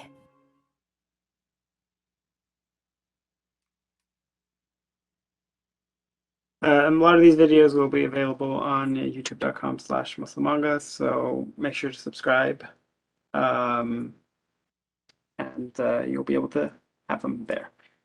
And of course, I have been told this conference, this webinar is also going to be recorded, so it will be available later. Right. So I had the previous speaker's name. His name was Farhan Jabbar. Assalamu alaikum. We already listened to him. So, and there's a few more as well. It's already on youtube.com/Muslim manga. These were submissions we had gotten previously from a previous event, the Manga X Muslim World. The ones from Tufix and others from Ahmed Phillips. They're both doing great work. You can check out these videos later. So chapter 13, your mission. How are you involved in this journey? So there's a lot of different ways to be involved. And in, moving this, making this movement progress and kind of helping build a media empire or industry. I don't know if that's the right word, but a world where a halal media world. So as you can see, there's a lot of different creatives who are working on such work. You can do that as well, or you can get involved in assisting others like myself and Muslim Manga. One of them is volunteering. You can get involved in being like a translator. Right now we have event promotion artists, so you can get involved in, even if you're not confident in your art skills, you can get involved in promoting events or promoting different parts of Muslim Manga through art. You grow your art, you grow your skills. Then one day you might become a comic artist who helps with making comics. So there's a lot. Volunteering is a huge world, but it takes willpower, it takes dedication and passion. It's not for somebody who wants to do something good, but doesn't have the willpower to back that up. But if you have that, if this is something passionate for you as well, maybe then you can do that. Head over to muslimmanga.org/apply and you can become a volunteer. And other ways you can get involved, support is either through donating money or through becoming through patronage, through becoming a patron, a member. For donating, there's monthly donation or there's one-time donations, whatever you're comfortable with. I do recommend personally, instead of some large one-time donation, both for your spiritual benefits as well as for helping us kind of have a realistic understanding of how much creative work we can afford, is to have smaller increments but ongoing. But of course, I'm not going to say no to any support. So, whatever amount, however you want to support us financially, we're always welcoming it. We also have merch. So if you want to get merch, we got stickers. We got phone cases. And so on, shirts and such. You can go to muslimmanga.org/shop. There's lots of cool stuff there. Of course, if you become a member or a patron, then you do get early access to a lot of the content we have, as well as access to exclusive content. And we're always trying to improve that and have cooler stuff. So we're always experimenting new things. So look forward to new kind of opportunities. One thing that we're thinking of is having game sessions with our supporters, to have kind of a community, like a Zoom session with our community, interacting, whether it's just hanging out, playing some games, or and of course, if you have ideas of what you want, you can always let us know.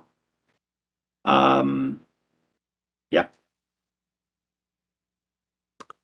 Okay, so there were some videos made by Nouri community members. I do want to take a moment to share those as well. They are related to what we're talking about. So let's do that.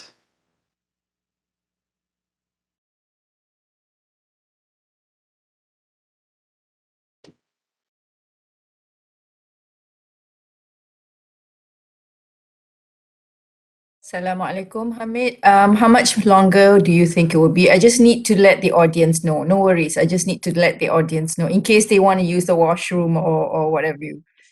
I would say probably another 10 to 15 minutes. Right, thank you.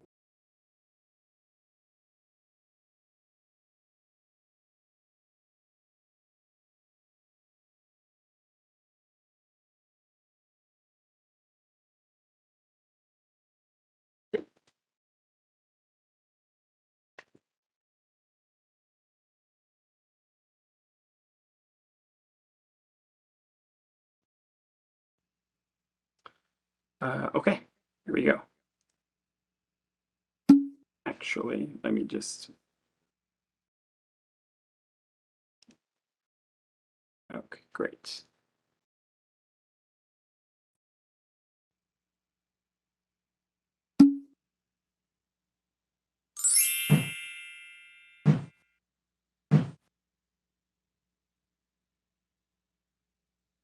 At Muslim Manga, we are making various type of content in various formats such as comics, manga animatics, tutorial, and etc.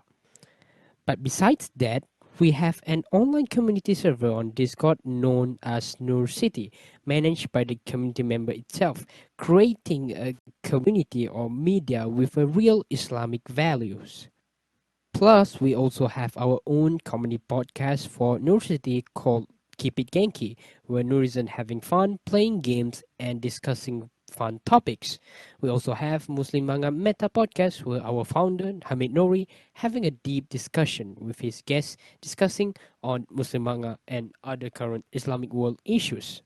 All of this was done with one goal, which is to fight the growing trends in media on hatred toward Islam and or content against Islam or any Abrahamic religion values. We are not motivated by profit or capitalism for what we did, but with your help by supporting us, we can achieve more and go far with the support we receive. And right now, thanks to the support we got from our Patreon members, we are now able to make more events with many cool prizes. With the growing support we got over the time, we can do more of our future projects soon, such as having more podcasts, a radio drama, novel, anime, and maybe even a real life enactment of a Muslim manga story. And that is why you should support Muslim manga.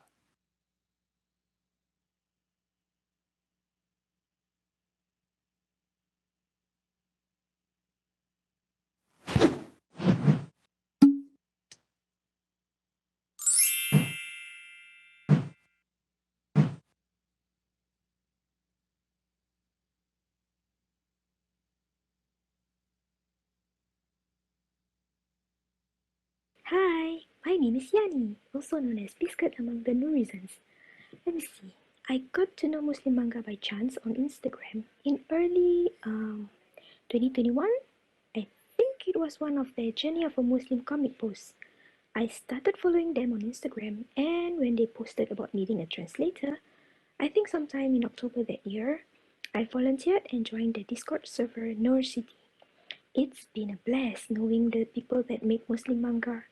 And I think Muslim manga is an amazing platform for people to get to know about Islam.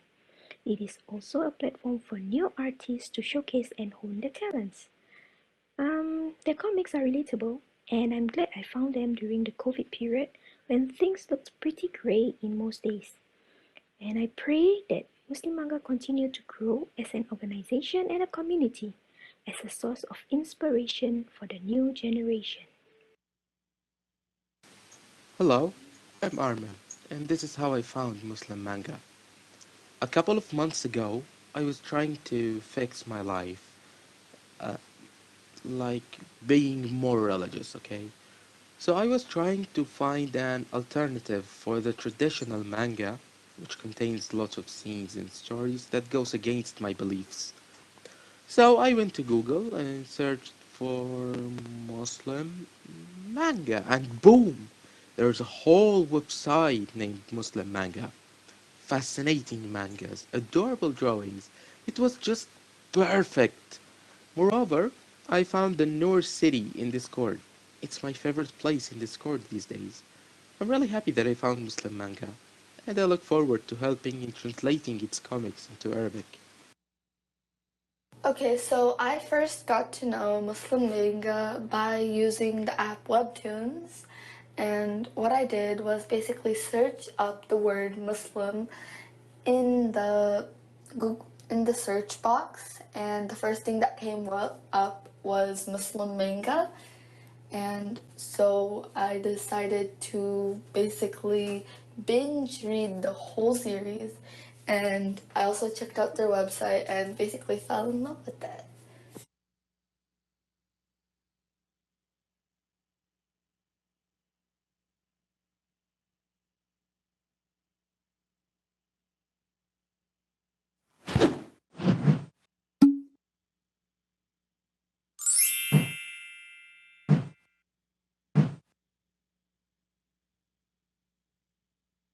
Why do people volunteer? Because it's the best way to give back to community that's your second home. And it's really fun.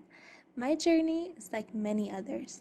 We all need appreciation, support, a purpose, and someone to relate to. A community like Muslim Manga gives us exactly that. I've always thought that engaging so much in a group can be scary. What if I fail or my work isn't good enough? I don't want to disappoint everyone. But I know that even if that happens, I have my friends, no, my family, who always has my back. Volunteering and helping create things not only helps you hone your skills, but also gives you a sense of fulfillment. And yes, it can get tough or confusing sometimes, but it feels so much easier when you're doing it all together. Also, there's so much stuff to look forward to. Making art or writing poetry about an important cause or cats, or simply joining in on the little happy moments. And when you're able to make illustrations and mangas for your community, you know it's gonna be big one day because you've got Muslim manga on your side.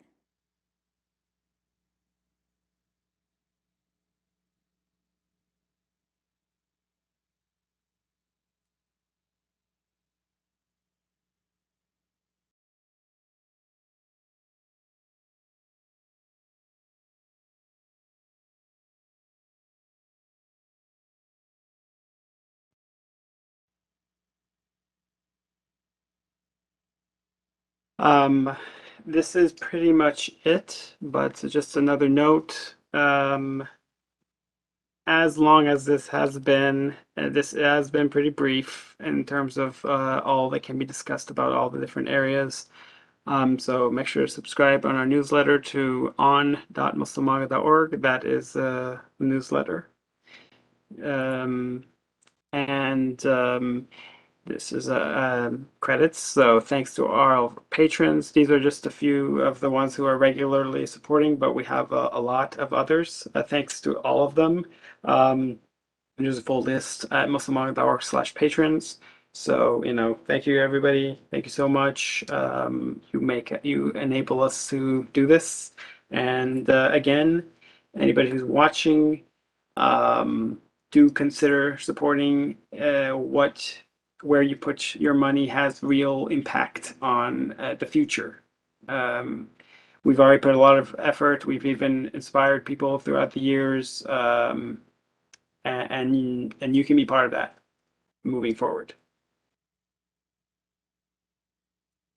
And that has been the end of my presentation.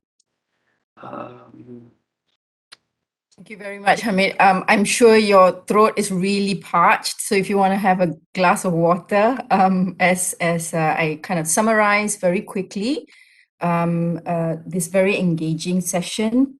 I like how you started by saying that as Muslims, it's our responsibility to counter the narratives that is in the mass media. So it's not enough to just say, consume good stories, but even if possible, share engaging stories. And Mr. Aizat, when he, the opening speech also shared how students can also create stories and engage stories in the social media. So thank you very much for that. And I like how you captured your journey from from childhood and all the chapters in your life, as well as the various partners, collaborators, friends, peers that you have encountered in the form of storytellers and manga illustrators. So I like the key takeaway that, it is our responsibility to search for ways to engage our stories. So I appreciate that very much.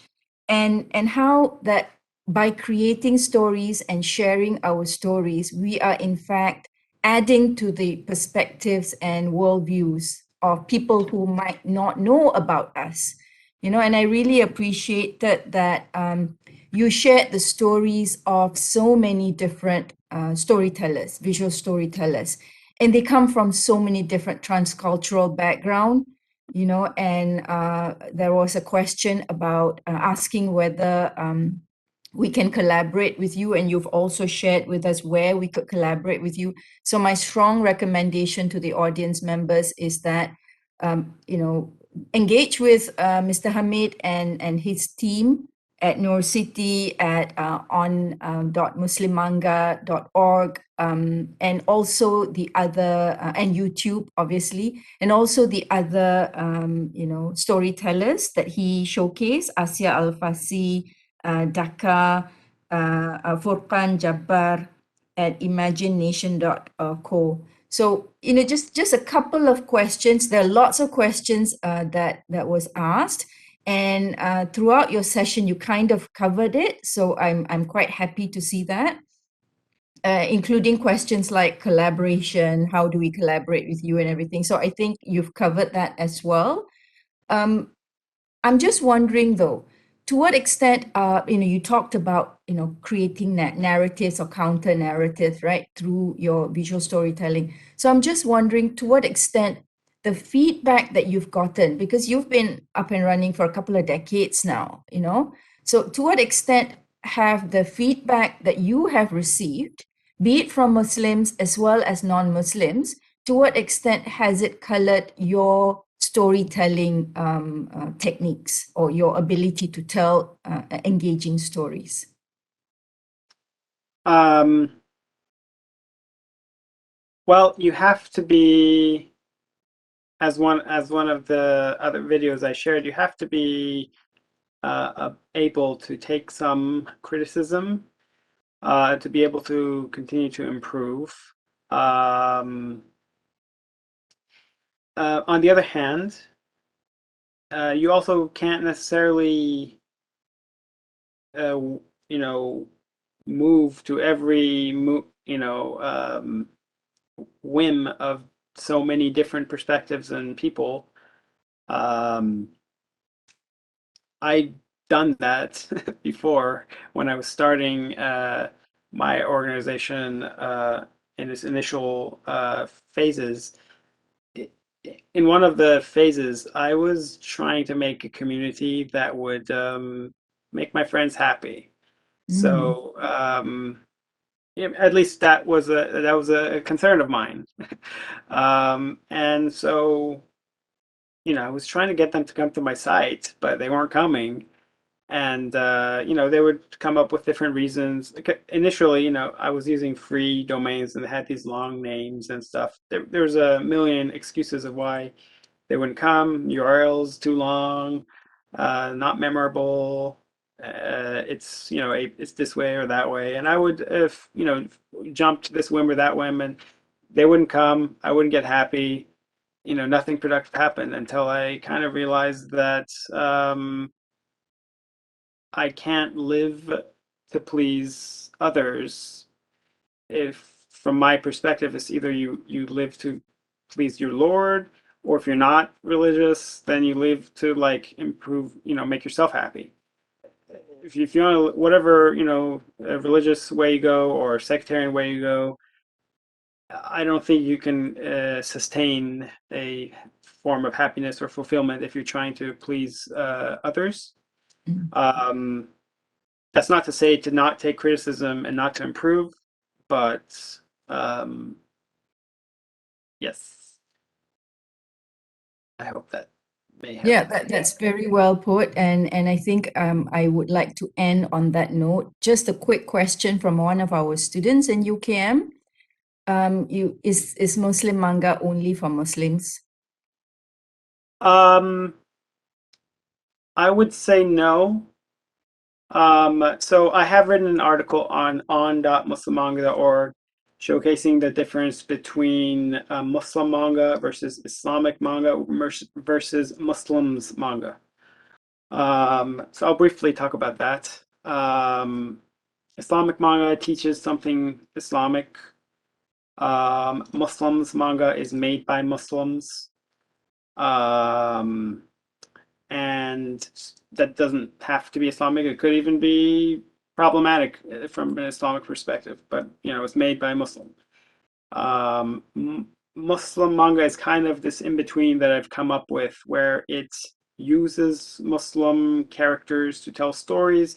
At least that's part of it. We also have generic positive thinking stories, but a lot of the characters are Muslim. A lot of the stories are around Muslim characters. Whether you're Muslim or not, it doesn't really matter. You can join the community. You can be part of it. We have non-Muslims who join. They volunteer, and it's open in that regard. There's still like both Muslims can look at content that's not made specifically for them and learn something and become a better Muslim, have some growth, spiritual growth. And the same way I would argue or discuss that a non-Muslim could have some spiritual, mental, social growth by learning other things. I know you wanted to end on that note. I did remember another point that I just wanted to say because I remembered it. This is more so for Muslims, but I think others could appreciate or think about it as well. And that is that for a lot of practicing Muslims, we are very concerned about the food we eat. It has to be halal. If it's not, then that's a problem. What's the big deal? A non-practicing Muslim might say, what's the big deal? It's just one small ingredient. We're like, no, that's important to me. I don't want that to affect me, whether it's physically, mentally, or spiritually. That food is even a small ingredient that's concerning. And yet, we are not concerned about the ingredients we put in our minds, whether it is through Western-made media and content and movies and animations, or whether it is social media feed that we just allow to be endlessly come into our consciousness. Why do we? This is a consumption. This is things that we should be concerned about, the halal ingredients of it, so to speak. And that's part of Muslim manga as well, I would say. So anybody who's listening to this, really think about the stuff that's going into your minds, as well as, if you're concerned about the food, think about the movies and whatever you're consuming as well.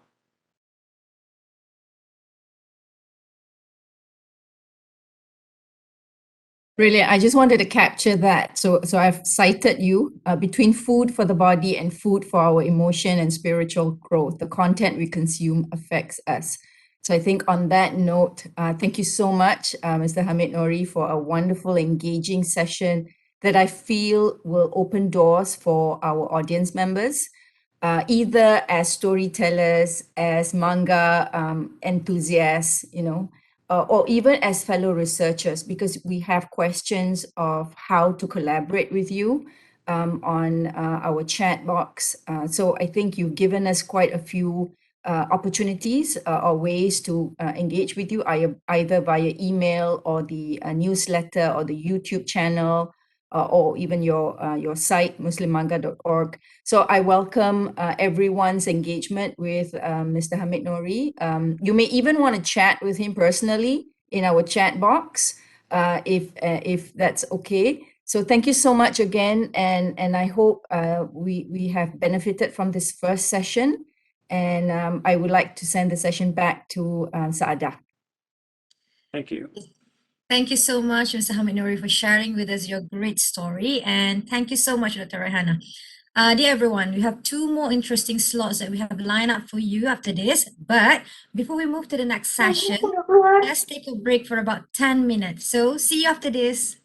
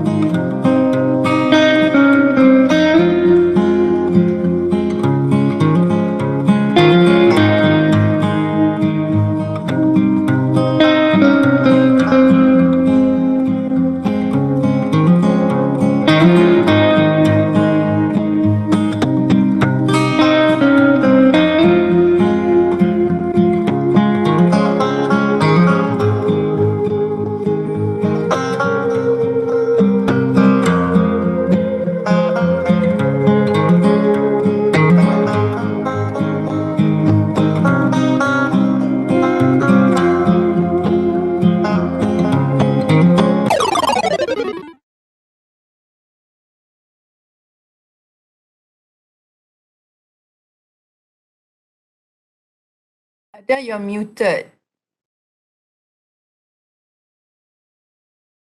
Thank you, Dr. Rai.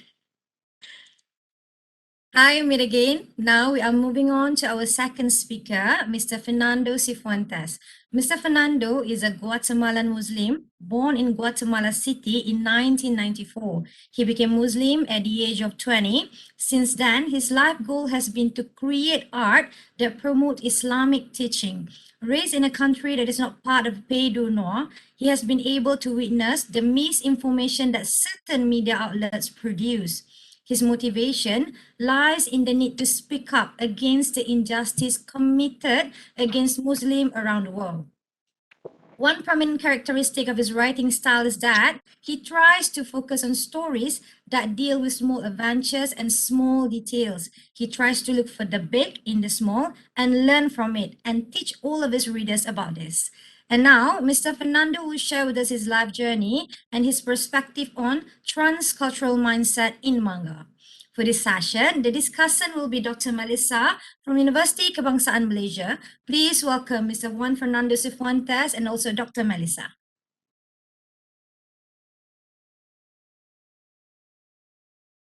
Assalamu alaikum. Good night, I would like to say. Here in my country, it's already nighttime. I think in your country it is the evening, right, or the morning.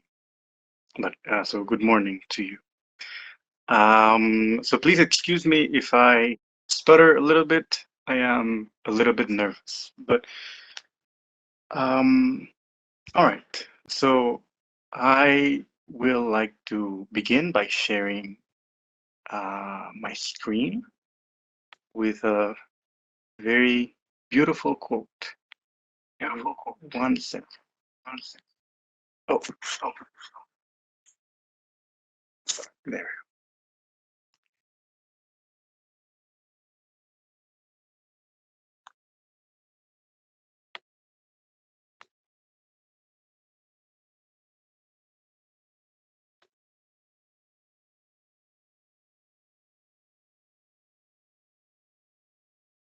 There we go. Am I okay? There. Okay. All right. So this comes from. It's called "The Letter to the Artist." It was written, as you can see here, on the lower part, on the 4th of April, 1999. It was written by the Pope, the Catholic Pope Jean Paul II. In this letter, he explores a quote by the author Solzhenitsyn. In his book, The Idiot, he says, "Beauty will save the world." And as you can see here, you can see my mouse, right? Yes, you can see my mouse. So he discusses what is the meaning of that phrase, "Beauty will save the world." Can truly beauty, will beauty save us from bombs exploding or from bullets? And of course, that is nonsense. Beauty will not save us. And even if you're very beautiful, war, crimes, bad things will also happen to you. But this letter discusses it, and it finds a very beautiful explanation to it, which I will just talk about briefly right now. And by the end of this speech, I will explain it a little bit. So I'll just read this first part. This is the 16th verse. Sure, that's fine. Okay, so on the 16th verse, it says, "On the threshold of the third millennium, my hope for all of you artists is that you will have an especially intense experience of creative inspiration. May the beauty which you pass on to generations still to come be such that it will stir them to wonder. Faced with the sacredness of life and of the human person, and before the marvels of the universe, wonder is the only appropriate attitude." So really like that idea of wonder. And so having said that, let's continue. As they have said, I will tell you my story. So we will see.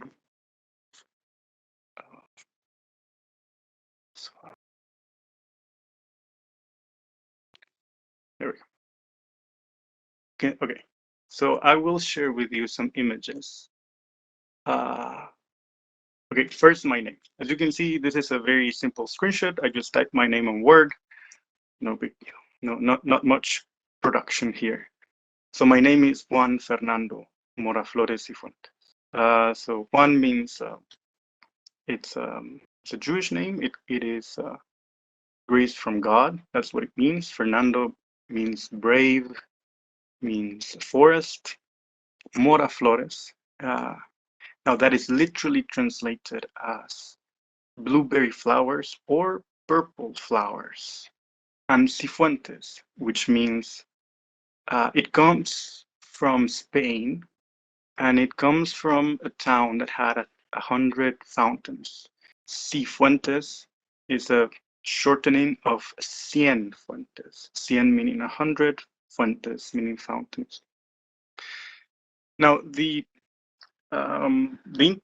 my last names are very interesting. Mora Flores is not a very common name.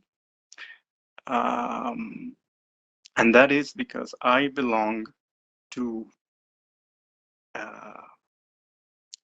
a Jewish heritage from the Sephardi. Now you can see here there are three main Jewish groups: the Ashkenazi, the Mizrahi, and the Sephardi. Sephardi were Jews that were able to live in the Caliphate, in the Ottoman Empire, in the Umayyad Caliphate, in the Emirate of Andalus. We were able to prosper. And the specific story of my family is that when so Spain used to be part of the Emirate of Andalus, used to be a Muslim I don't want to say nation. Nation is a new word, but let's say nation for now. And when it was conquered by the Spanish in the Reconquista, we were forced either to convert or to migrate to the new lands. So here you can see how here in Spain it says to the Americas. I live in Guatemala, which is in Central America. Let's see what else. So I have a lot of pictures here, and please forgive my mess. I will excuse by saying I like chaotic things. Okay, so this is what I was talking to you about. This is a 13 depiction of the Jews either being forced to convert to Christianity or being burned, as you can see here. So my family migrated to Central America in order to continue living. Now, the interesting thing is that my family was part of this. They converted to Christianity, to Catholicism. But as you can see right now, when I talk about Jews, I talk about we. So there is a undeniable identity, Jewish identity in me, regardless of my beliefs, of our beliefs. And that is a very interesting characteristic in the Jewish people, I will say. Now I wanted to share with you this image. This is a very interesting image. It's an image of the Emirate of Andalus. The title of it is a Muslim and a Jew playing chess. I really hope that the size of that chess was huge, as it's depicted in the image, and not this little thing. But you can see how there was coexistence during this time. Anyhow, so going back to me. We Jews have, we may not believe in the Tanakh. Tanakh is the acronym for the Torah, the Nevi'im, and the Ketuvim. which is what we will say the Jewish Bible. We may not believe in that. We may not go to the synagogue. We may not go to the temple. We may not even commute with other Jews. Nonetheless, we will still consider ourselves Jews. And this is because of our history. You know, we, according to the Torah, we were a people from Canaan, this land, and then we went to Egypt, and in Egypt, and we became slaves, and so we had to leave Egypt, and then we went back to Canaan, and then we had King Saul, King David, which would be King Prophet Dawood. Then we had King Solomon, which was Prophet Suleiman.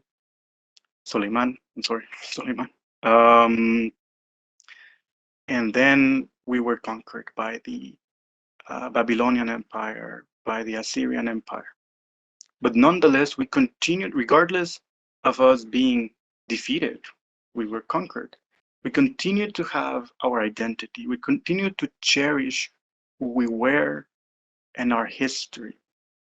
And so that's why that live in Guatemala, I can still say I am a Jew, even though I don't have any Jewish belief. And when I identify as a Jew, I identify with our stories, with the stories of Moses, Prophet Musa, with the stories of, for example, one big story is the tragedy of Masada, which is so after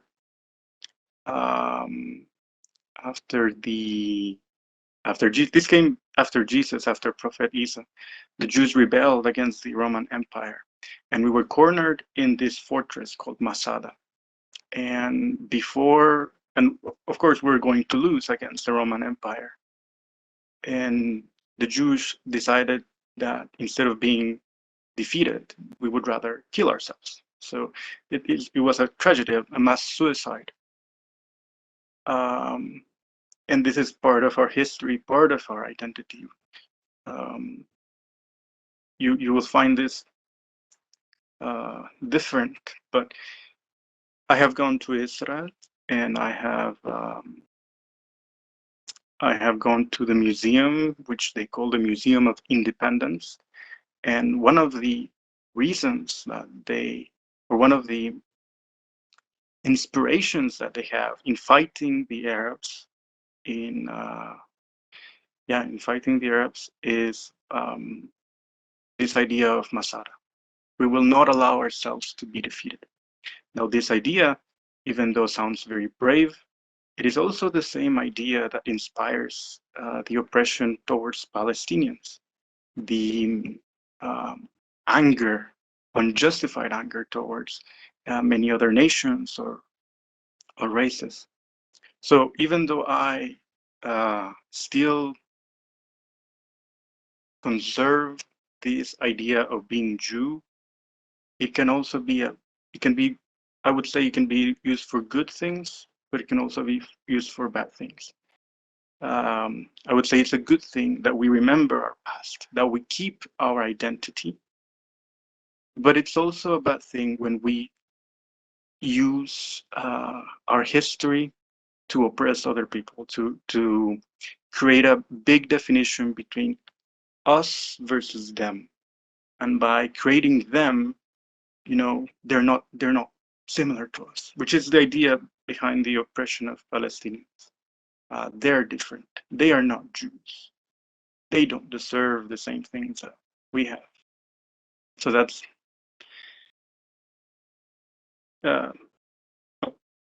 having said that. So I am a Jew.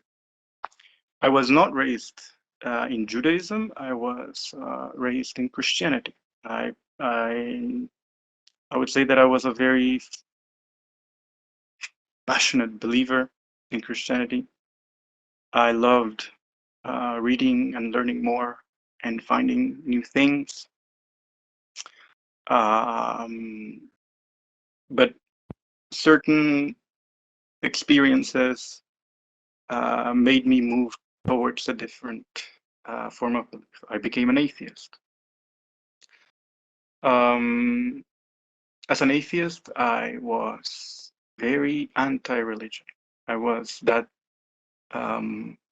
typical, that cartoonish atheist that is very angry at everyone. That if if something good happens to you and you say, "Oh, thank God," I'll be like, "God doesn't exist." Like, I would be very annoying. And I was trying to read and trying to debate anyone who would be considered religious. I was very annoying at that time. And what else? Okay, but I liked, there was a movement that I liked a lot. It's from the United States. It's called Transcendentalism. Now, Transcendentalism can even be called a religion. It talks about beauty. One of the exponents of this movement was Ralph Waldo Emerson, who wrote Nature. It's a very beautiful book, and I really like the definition that they have for beauty. There was a search for beauty that they had. Now, I will not say that everything that they did was good. Like Ralph Waldo Emerson, he has a quote that says, "I don't find any beauty in Jesus compared to Aristotle." And I would question that.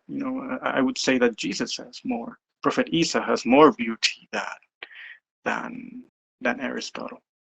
But anyhow, I really like that movement. And when I was an atheist, I said, this is what I'm going to believe in beauty, in looking for beauty. Even though I was very annoying, I was making everybody's life miserable. But then I met a Muslim, and that was a very interesting experience. Of course, I came in with my Jewish background, and we Jews, we are taught to dislike Arabs. I would say it's not always the case, but it's there subliminally. Of course, they don't tell us, Arabs are bad. They just tell us, oh, look, they are different. They are. Look at how they speak. Look at how they dress. Look at how they look at their beards. There is this very sad, again, this very sad creation of us versus them. They're different. We are different from them. They are not us. They are different. But anyhow, I met a Muslim, and he was a very kind person. And I tried to debate with this person. And what I found myself what I found myself doing during these debates was realizing that I was, instead of trying to find the truth as I thought I was doing, I just made people very annoying, and I just annoyed a lot of people. I underestimated, and there is this word in Spanish. It's menospreciar. It means to belittle. There we go, belittle. I belittled the thoughts that religious people had. So talking with this Muslim made me have a different opinion on religions. Before, I thought that all religions should die, but then I started to see that there was very good things in them. And the interesting part of this is that this Muslim actually lived in Israel. And so this Muslim knew about Jews, about what we think, who we are. And the more I read about Islam, the more I felt that Islam was like a follow-up to Judaism. There were many things that were similar. the belief in one God, the ethics. You know, you have to follow certain things.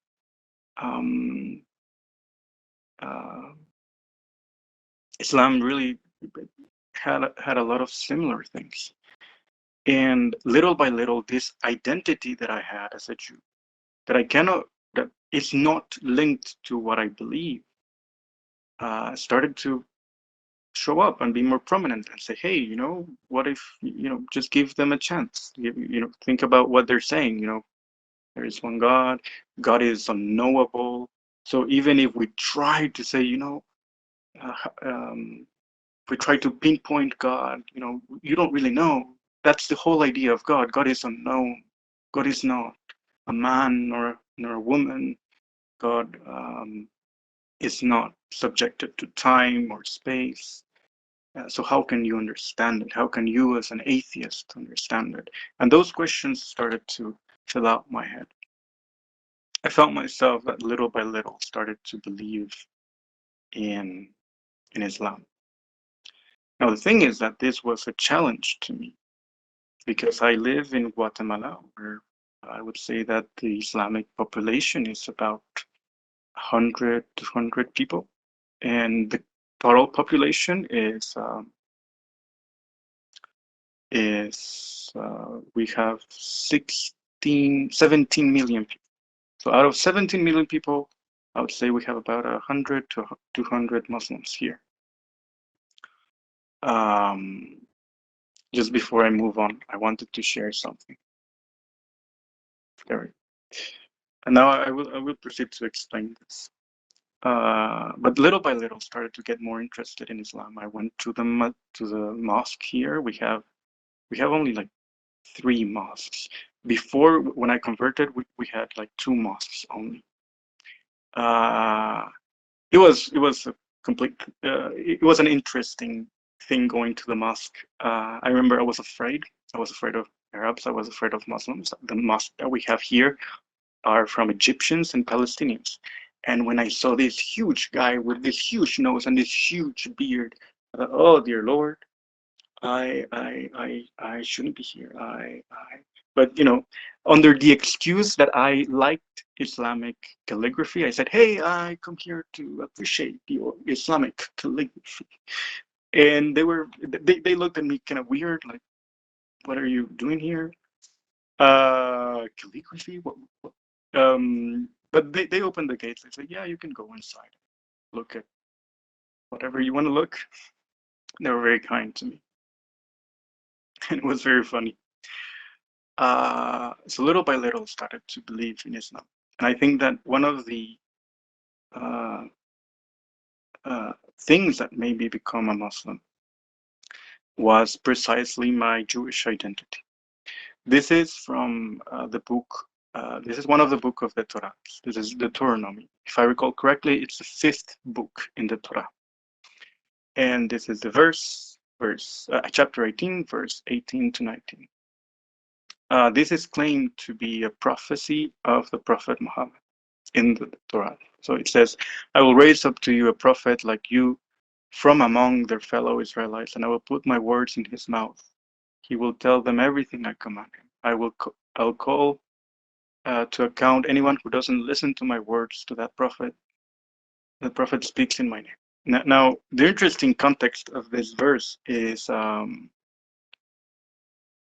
so Moses, Prophet Musa, had just came down from Mount Sinai, and he had the 10 Commandments, and the Jewish people, the Hebrews, instead of being happy that they had escaped from the tyranny of Egypt, Pharaoh, they started to remember Pharaoh. They started to make idols. They make a calf idol made out of gold. Everybody gave their jewels. And so they were ungrateful. They were ungrateful towards God. They were ungrateful towards Prophet Musa, towards Moses. And so what this verse is saying is that God will raise a prophet because they have rejected Prophet Musa, which is a Hebrew, he will bring about the prophet from the brothers of the Israelites. Now, who are the brothers of the Israelites? The Arabs, or the Hebrews. I mean, Israelis is a new term. So they were ungrateful.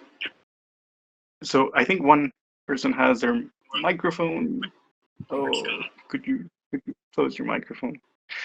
I'm going back. Now, well, yeah, we can begin here.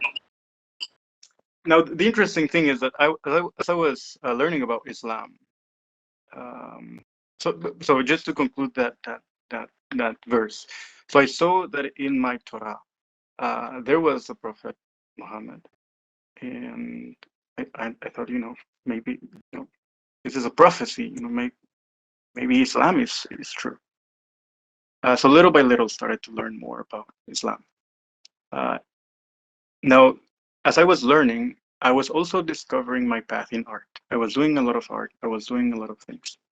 I also got myself into university. And in university, in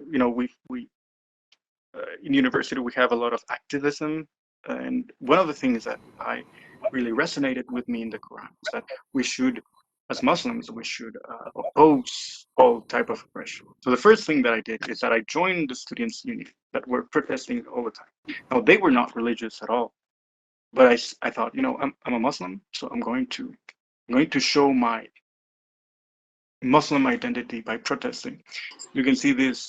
This is from the newspaper, and this is me protesting. We were protesting that the university was not receiving the proper funds, and that some congressmen were doing corrupt things. This is me giving speeches. As you can see there, I fully adopted, the beard.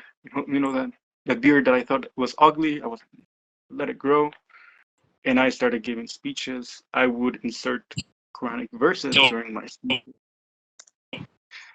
This is a fun story. We in this day we closed the streets. We took those buses, and it was very fun. We got into the bus and we told the driver, "Hey, we're gonna close this road." And the guy was very happy, like, "Sure." And he moved the bus. We closed the door. We caused a chaos in the streets. But I had a test, so I was studying. At the same time, I was protesting. I was studying and protest. So anyhow, let's see what else I have for you. So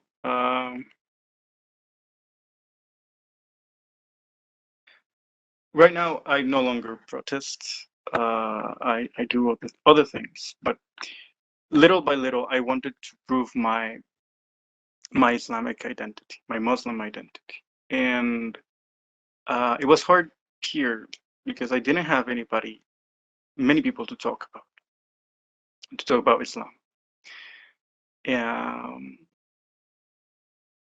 But little by little I've learned. I will say that I'm still learning. I do not consider myself a authority in Islam. I am by no means an authority in Islam. And right now, as I have been introduced, I do comics in which I try to portray Islam. I try to fight against the misinformation that there is out there. Now, so far I have spoken about my identity, I. But I would like to go a little bit deeper. I think that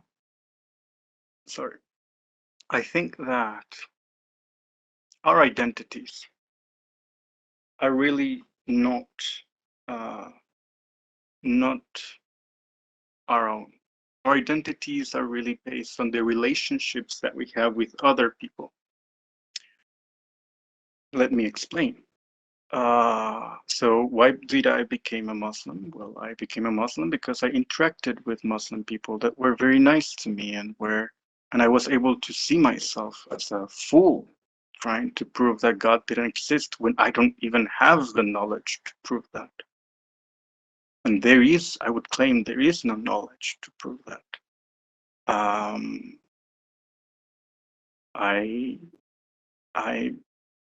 But at the same time, I didn't, you know how many converts or reverts, they changed their names to Arab names, and they changed everything they are. I'm not going to judge that, but that's not something that I did. I didn't want it to change my name. I didn't want it to adopt, to change everything about me. Because I believe that the reason why I'm Muslim is because I'm a Jew. I'm continuing the path that my ancestors had. To me, that's a very logical thing. Now, as I say this, one of the other reasons why I am not, I would say, let me go back. So as many reverts, what also they do is that they become very antagonistic towards people with other religions, with other beliefs. But I didn't do that. Now, I would understand why somebody who learns something new, who adopts a new identity, would want to assert their identity by fighting, by debating, by saying, no, no, no, you're wrong about that, or you're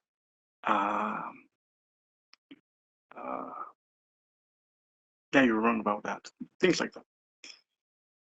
But I didn't do that. And the reason why I didn't do that is because the people who were the most accepting of me were people who were not Muslims. Across the street from my house, there is a big church, Catholic church, and I didn't have a place to pray. I didn't have a place to talk about these things. As you may know, the West is filled out with many lies about Islam. And whenever I would talk about what I was learning, they would just simply think of it as like, oh, that's a terrorist thing, or that's, no, I don't want to hear that. You're wrong. So I had few people to talk about Islam. And one of the people that I had, one of the persons that I had was the pastor. No, the father. We call it the father, el padre, the father of this church. He was very kind to me. He was never antagonistic. He never said you are wrong. He always said like, what do you believe, or what do you believe about this? What do you believe about that? And he also said, hey, you can, if you don't have a place to pray, you can pray here in my office. I will not, the door of my office will always be open to you. And so that was an interaction that I had.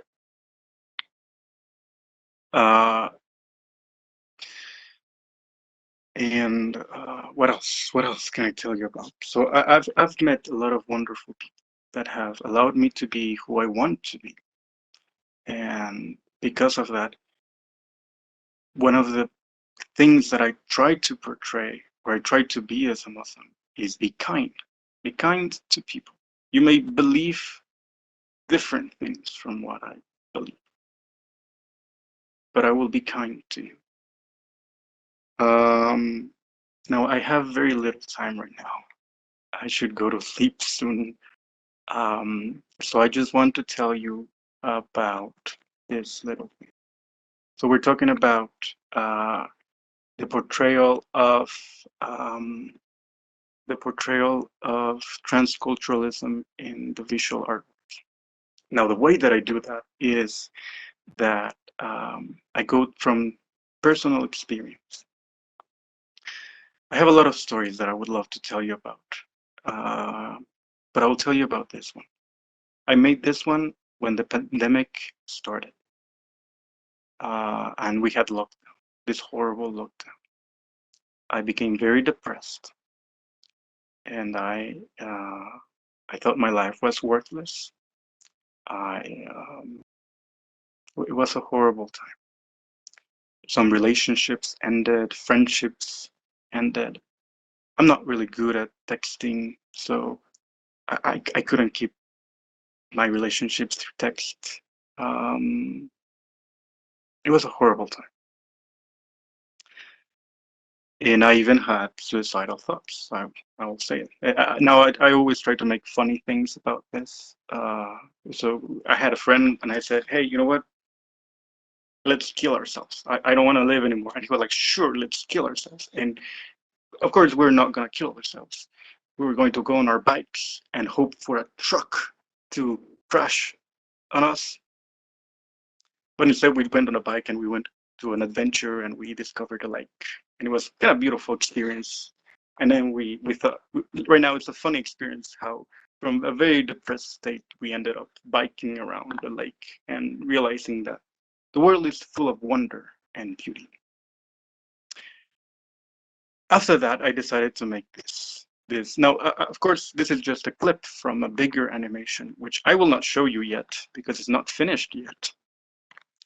You can see that there is this little cloud, and there is this there's this other character that has no face.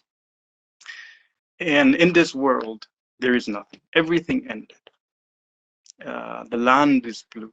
There are no longer any stars. The planets are black. It's the end of time. And this little cloud is remembers too many things, too many good things. Now, why does the cloud remember too many good things? Here's where I bring my identity. There was a time when I was talking to my friend Hamid, and we were talking about, is it good to remember? Or to feel things that we remember. So if we remember something bad that happened, should we still feel bad about what happened at that moment?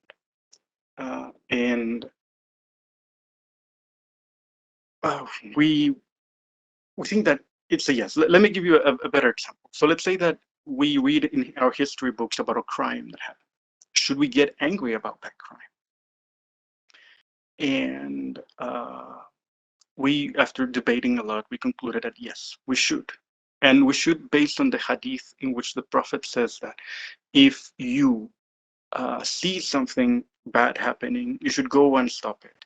If you do not have if you do not have feet, no, what is it? If you do not have a mouth, then you should at least think against that thing. I'm sure the hadith is longer, but right now I'm nervous because I have very little time. But I'm sure you remember this hadith in which the Prophet says that we must oppose evil regardless of our abilities to change that evil. And so when we remember evil things, we should get angry, and when we remember good things, we should rejoice. That's one of the things that I bring from that hadith. So this little fellow remembers things. That hadith is in there. This friend, as you may know, dealing with a depressed person can be quite troublesome. And for that, I would like to apply some Christianity to it. This is 1 Corinthians 13:4 to the 8th verse. It's a very beautiful verse. It says, love is patient and kind. Love does not envy or boast. It is not arrogant or rude. It does not insist in its own way. It is not irritable or resentful. It does not rejoice at wrongdoing, but rejoices with the truth. Love bears all things, believeth all things, hopes all things, endures all things. Love never ends. So this is how I imagine love to be for a friend. How a friend would love another friend, no matter how sad or desperate that friend may be. I believe that this is the type of love that we should have. So in this animation, I applied this verse to that. And okay, so I would like to end in this story. Okay, in this story. So imagine yourself in in this place where everything has ended. Imagine you're the cloud. You remember too many good things, and there is no new good things anymore. There is nothing to wonder, nothing to do. You're trapped at the end of the world. In this story, the little cloud wants to die. I just began this story with that thought in mind. Now, what kept me writing this story is the story of the prophet. I remember that there is a time when he stopped having revelations from God. And I just think about that. Imagine you're the prophet, the last prophet, and suddenly God stops talking to you. I know that there are some stories that says that he was very depressed. Some stories says that he was very sad. I know that there is debate about this time of his life. But it was a story that really resonated with me. Imagine, because again, you're the prophet, you're the chosen one, and God stops talking to you. Of course, you're gonna be sad. And through that story, I was able to develop this little animation. By the end of this animation, the story ends by the little cloud learning that even if there is nothing out there, even if the world has ended, there are still things out there to find out, to feel beauty, to be wondered at, to create. And this is where I would like to go back to our letter to the artist from the Pope. There we go. And I would like to finish this by reading.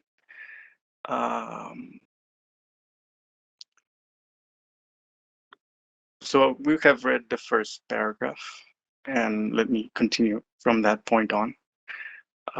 From this wonder, there can come the enthusiasm of which Norwood spoke. Now, Norwood, I would recommend that you read the whole letter. Norwood is another poet that discusses this idea of beauty will save the world. Like, what doesn't that mean? So Norwood spoke in the poem in which I referred earlier.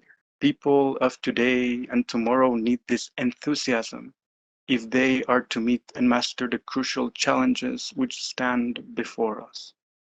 Thanks to this enthusiasm, humanity, every time it loses its way, will be able to lift itself up and set up again on the right path. In this sense, it has been said with profound insight that beauty will save the world. So let's dissect that.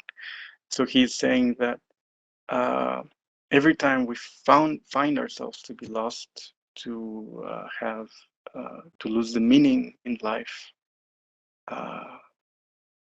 we should go back to beauty, to this wonder of the world, to the creative beauty that artists have.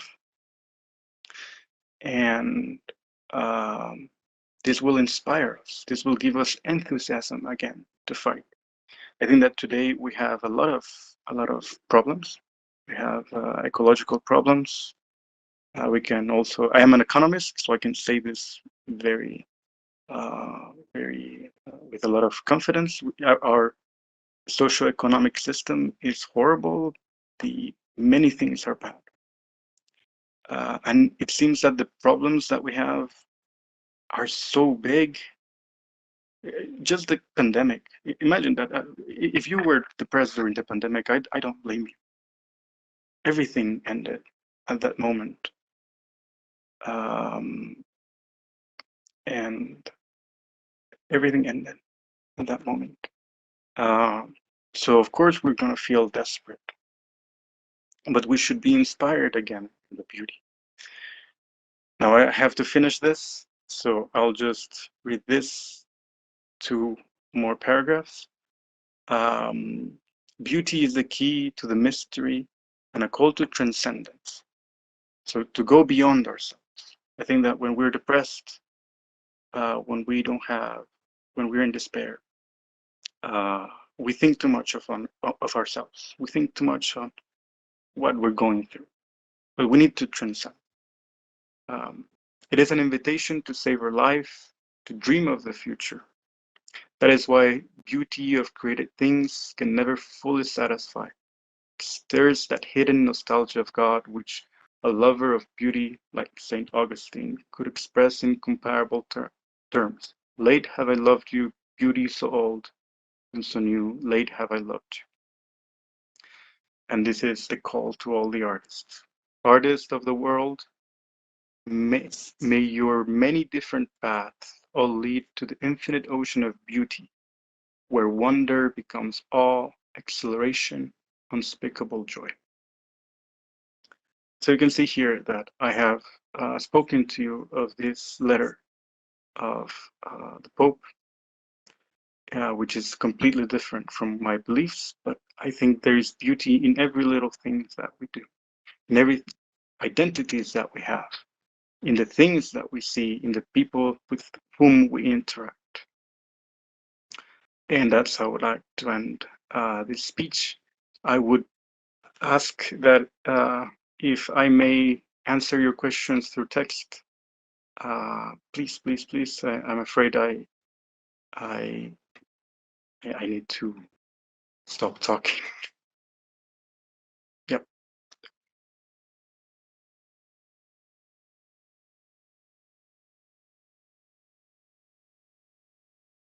Thank you so much, Mr. Juan Fernando. I think you started with beauty and you ended with beauty, and indeed, it was a deeply personal story that you shared with us, a beautiful one that I felt transcended, those religious, cultural, geographical boundaries that set us all apart from each other. And I think that's the beauty of art and stories, that they're able to transcend these differences that we share. So we thank you for that. We also invite any questions that any of you may have or comments. I think personally for me as well, I was able to relate a lot to all the things that you shared, especially the letter to the artist by the Pope John Paul II. And where I remember in the letter, he said that emphasize the role of artists and their unique place in the world. We talked about cultural brokers, and in that letter, he mentioned how the artists, in creating their works, enrich cultural heritage, not just of their nations and but also of all humanity. So maybe we can ask, how do you see your work as an artist, especially a storyteller, in enriching, not just adding on, but enriching your own heritage and of your nation, of yourself? This is something that you want to answer on text as well, is fine. Yes, please. But could you repeat the question? And Yeah. I will like to answer through text. Just how do you see your work as an artist and storyteller as enriching your own culture as well as the cultural heritage of the world, religiously and culturally as well? And the other thing, we was just wondering about the reception towards your stories and work by viewers and readers across the world in Guatemala. Maybe you would like to share if there's been any inspirational feedback. How do they continue to influence your future and present work? Because we're talking about transmedia, right? Transmedia storytelling. This is something that viewers' feedbacks and readers' feedback as well turn and feed into our continuous productions in the future. So if there's anything like that you would like to share.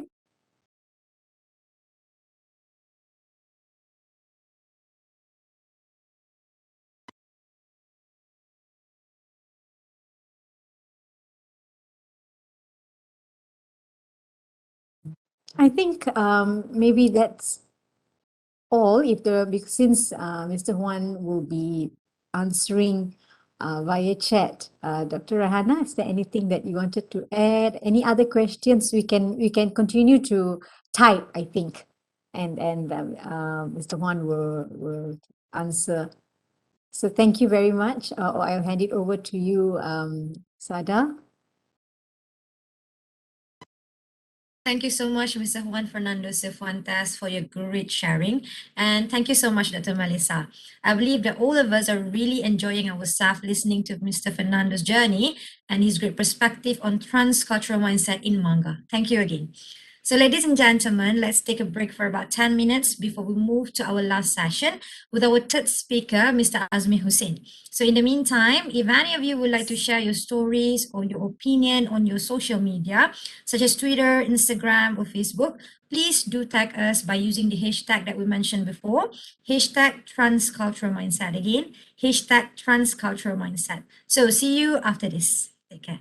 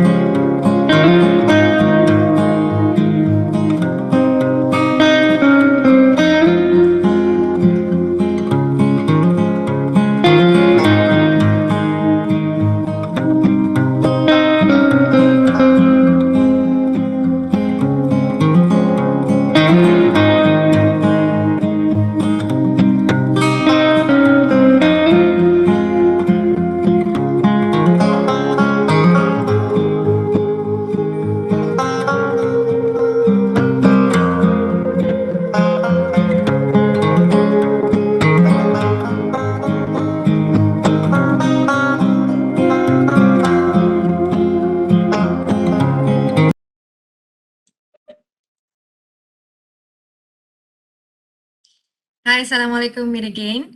Now, I am pleased to introduce to you our third speaker, Mr. Azmi Hussin. But before we hear from Mr. Azmi, allow me to share with you Mr. Azmi Hussin's impressive background.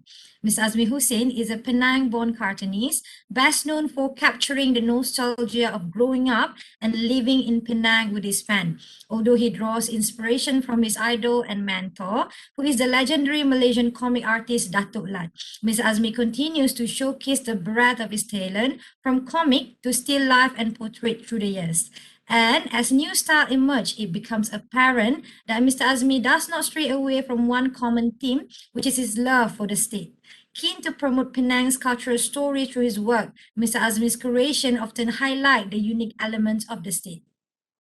Mr. Azmi has made it into the Malaysia Book of Record for the most caricatures drawn in 24 hours in 2017, the longest coffee painting 2019, and the longest single comic strip 2021. His sophomore book, The Little Mama, which the National Book Council listed as one of 50 Malaysia best title, represented Malaysia at the Frankfurt Book Fair in Germany.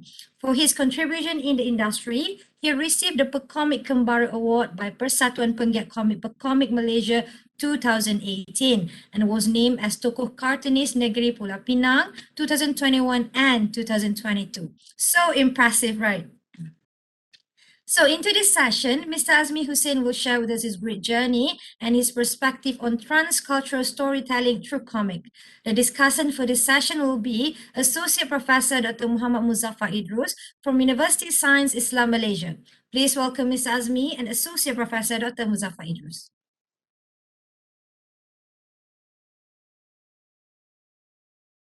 Hi, Assalamualaikum everyone. Dr. Muzaffar, Dr. Rai, and Dr. Melissa. So thank you so much for waiting for my section, everyone. So can I start it? Yes, sure. Yes. Yes, Okay. please. All right. So I tried to make it short because I'm not really well today. I'm sick than yesterday, but I try my best to deliver my presentation. Okay.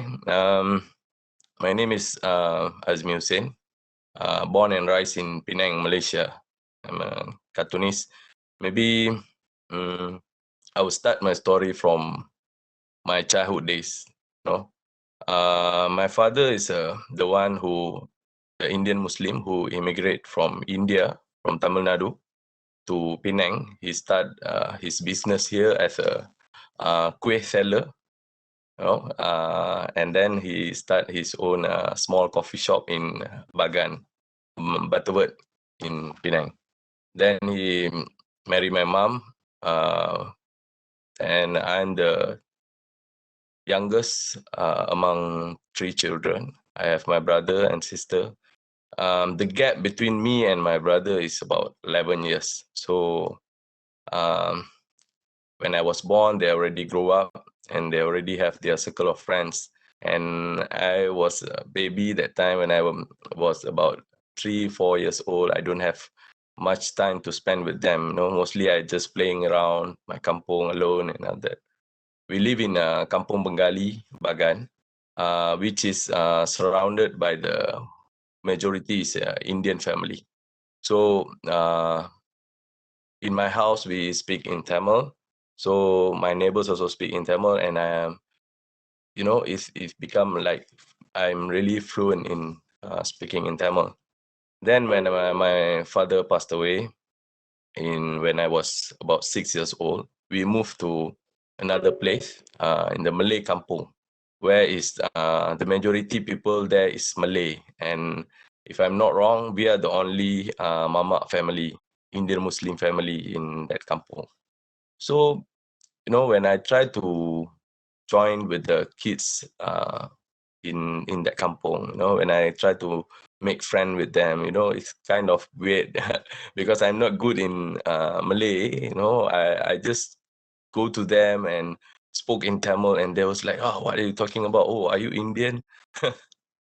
So when I entered my primary school, I noticed that I'm the only same. I'm the only Indian Muslim boy in that school. And the first question I get from this one boy who is my classmate, he asked me, "Hey, are you an Indian or Malay? Are you?" Oh no, he asked me, "Are you an Hindu or Malay?" Then I tell him, "No, I'm not both. I'm an Indian Muslim." Then he was like, no idea what I'm trying to tell him. He's like, "Indian Muslim? Oh, we call it Mama." Then I was like, "Why Mama? What is that Mama?" Then I go back and try to ask my grandma, what is mean Mama? Then my grandma tell me Mama means the word is come from the word Tamil words called Mama. Mama is uncle in Tamil. So when the local people pronounce it, it become like Mama. So the meaning is uncle. Then I asked her again, why they call me Mama? I'm just a little boy. I'm not an uncle, right? So sorry, my English is really bad. I'm not really good. My English is terrible. So I hope you guys can understand what I'm trying to convey. No worries, no worries. Okay, then I explore my talent when I was in primary school. We don't have much entertainment in that time.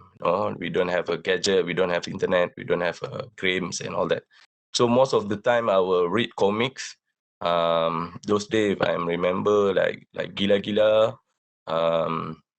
Then I used to bring Lat's comic to school. I love to read his comic because Lat's comic seems a little bit different than other major comic artists in Malaysia. Lat try to tell the stories from different perspective. Sometimes there's a character which is Sikh people, which is a Chinese guy. He tried to tell the multiracial Malaysian story throughout his comic. So that thing is really inspired me.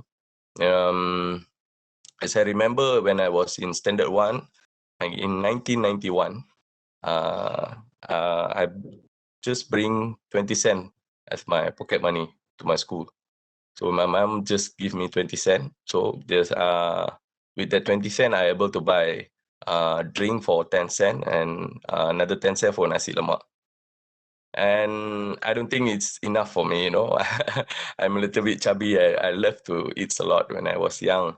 So when I reach in school, I will buy the drawing paper from the stationery shop nearby at my school.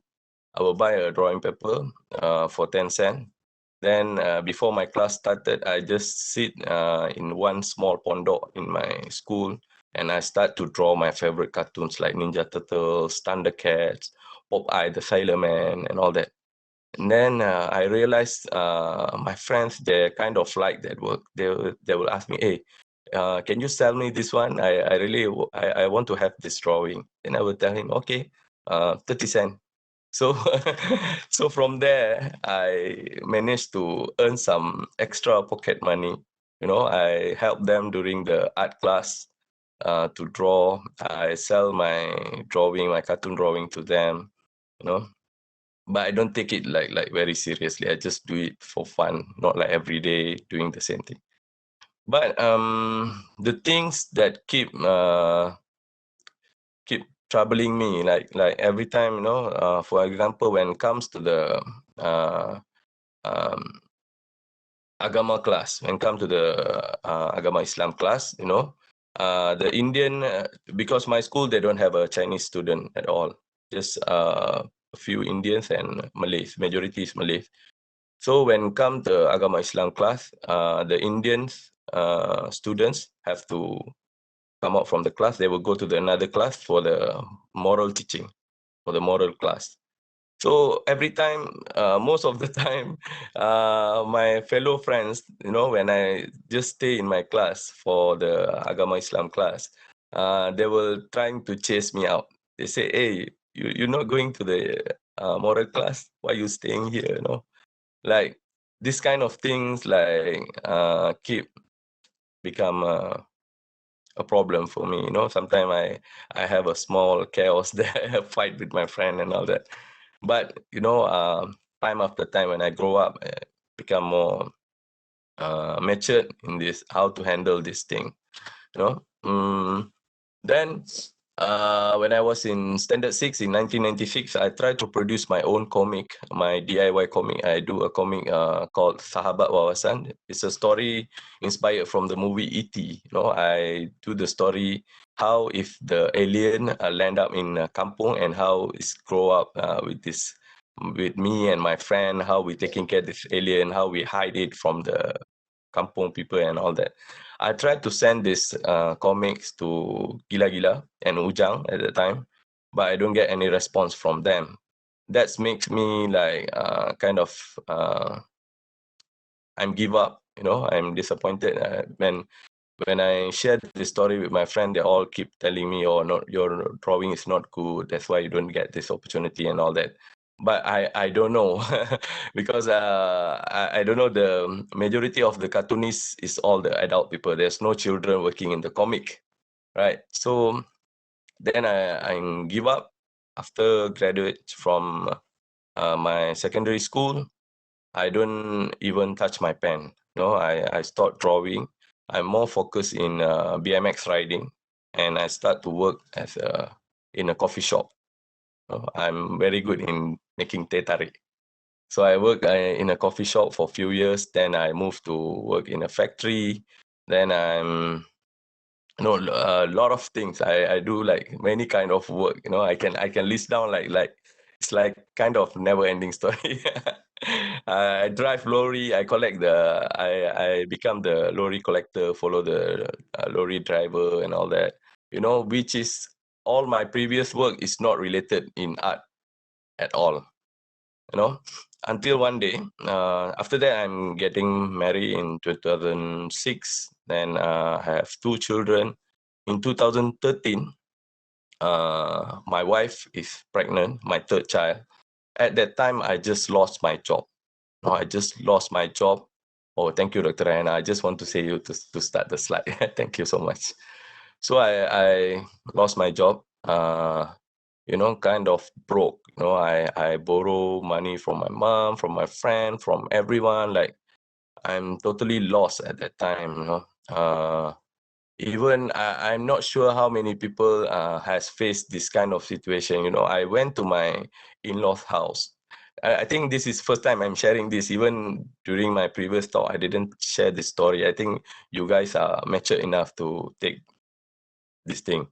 You know, when I have no money to eat, you know, I went to my in-laws' house. Suddenly in the afternoon. Normally, I'm not going to visit her, you know, because my mom's staying in the mainland, kind of a little bit far. If I want to visit my mom, also I need to fuel my motorbike. So I don't have enough money. So I went to my in-laws' house because she's taking care of my 2 sons. One day in the afternoon, I went there and tell her, like, she just surprised, hey, why this guy coming here in the afternoon? Yeah. I tell her, no, I just have some works close by. I just want to see my children and all that. But inside, I was like waiting until she said, have you taken your lunch? You want to eat something or like that? Because I'm really hungry and I don't have enough money to eat. That's the worst situation I ever faced in my life, you know. At the time, I'm working at the bicycle mechanic. For the salary is about 700 per month. You know, after that, after a few days, you know, before that, I'm not pray, or I don't have, you know, I'm not praying for so long. Before that, I'm not praying. I'm just like enjoying my life and all that. On that day, that morning, I woke up and I'm pray, solat subuh. Then it's a Sunday. It's a Sunday, if I'm not wrong. Sunday, yeah, Sunday. Sunday, I'm going to Esplanade in that morning. You know, before I go out, my wife already tell me I need to buy things for my children, the milk, the diapers and everything. But I only have about 2 ringgit 50 cent in my pocket. But it's also on Sunday, I don't have work on Sunday. So I just go to Esplanade, Padang Kota Lama. I just sit there and keep scroll my phone, you know, to see anyone can help me or not, because most of the name list in my phone I already borrow from them, you know. It's like kind of heartbreaking. Then suddenly, like God trying to show me, like there's a bulb on my head, you know. I saw one tourist bus stop there, and a lot of tourists come down and get into the Fort Combolis. There's one place in Esplanade Penang called Fort Combolis. This tourist group going inside there. When I saw them, suddenly it's like, hey, I can draw. Why not I just sketch them and earn money from that? Because I know I can draw, but I know it's not a good drawing. But before that, I saw this caricature artist in Pesta Pulau Pinang. They do some funny portrait of people. It's like not the real one. It's like looks kind of funny and all that, but people still can accept and pay them. Maybe I can do the same thing. So I go back to my house, took my drawing block and one marker pen, and I go back to Esplanade. I saw the tourist bus is not there anymore, but there's a few other vans and buses there. Maybe there's a tourist inside. So I just wrote on one paper, live caricature, 10 ringgit. Then I stick on there's one like stone bench there. I just stick there and sit there under the tree. Then I wait for about 20 minutes or 30 minutes. Then there's one French old man come to me and he asked me, can you draw my face? I said, oh yeah, I can. Then he sit there and it took me about 30 minutes to finish the drawing. You know, this is the example. How is my caricature drawing in the in the beginning? You see, I don't know how they can still smile after they see the drawing. So it was terrible. You know, I took about 30 minutes to finish the drawing, and the drawing is totally not same with the person. But when I show to him, he's like laughing at me. He laugh at me and he say, "Oh, this is funny." Then he give me the 10 ringgit. So I still keep the 10 ringgit, my first 10 ringgit from my caricature drawing. And I feel like, wow, this is like 10,000 for me, you know. From there, on that first day, I earned about 250 ringgit. I finished my whole drawing block, then only I'm going back home.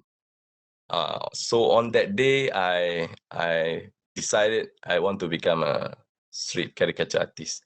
So because when I going back home, I start to calculate, oh, if one day I can earn about 200 ringgits, maybe a month I can earn about 5 to 6K, which is a good salary here at that time. So I'm going back. I didn't tell my wife anything. I just buy the things and all that. Then going back happy, give her the money, give her the things and all that. So from there, like this, when there's a carnival, when there's a function and everything, I start doing the street caricature activity. This is the place under the tree at the Padang Kota Lama. So start slowly, I make a small streamer and banner and put there. Then there come the council auxiliary. They say, you cannot make business here. You know, they chase me out. Then I find a proper place in Penang 3D Museum, and I rent a space there and start my caricature activity. The good thing is when I do the caricature, you know, Penang has a lot of tourists coming in, and Penang is full of the people that's like multicultural people, like very diversity.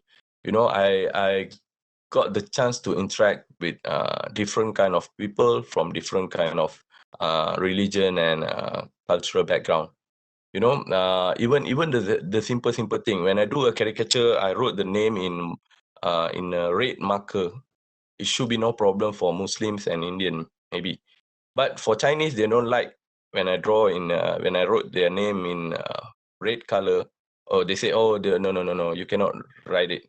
You cannot write my name in red color. It's pantang for them.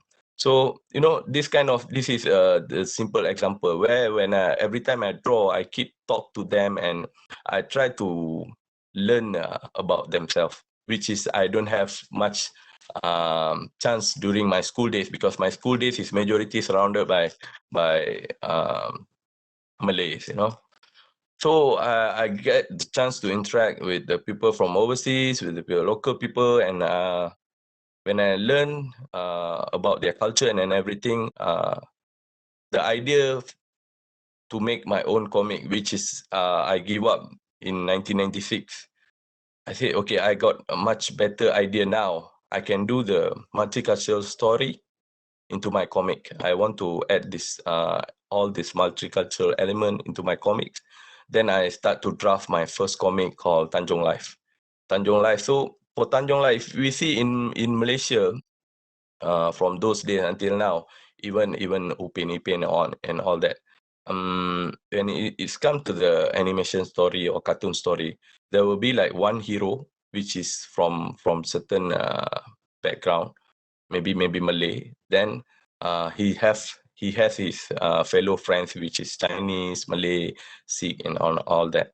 So we don't have, I think we don't have like Indian hero here in our comic industry. We don't have a Chinese hero here in our comic industry. They maybe become friends. They maybe become like just a fellow character, just a supporting character in this comic. So I create one character called Joji, which is you cannot see his eyes. His eyes is blocked by his hair with the buck teeth. Joji is just the true blue Penang eye. He don't have his.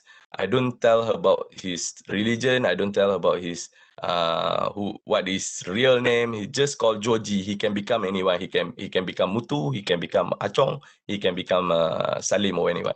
You know, it's like I create a character. Like in Tanjung Life, there's a chapter which is Taipusam. I tell the story about how they're breaking the coconut during the Taipusam and all that. And Joji was there. And there's also the story where I tell the story about the Masjid Kapitan Kelik, and Joji was there also. And there's a story about the Saint Anne Church, and Joji also there.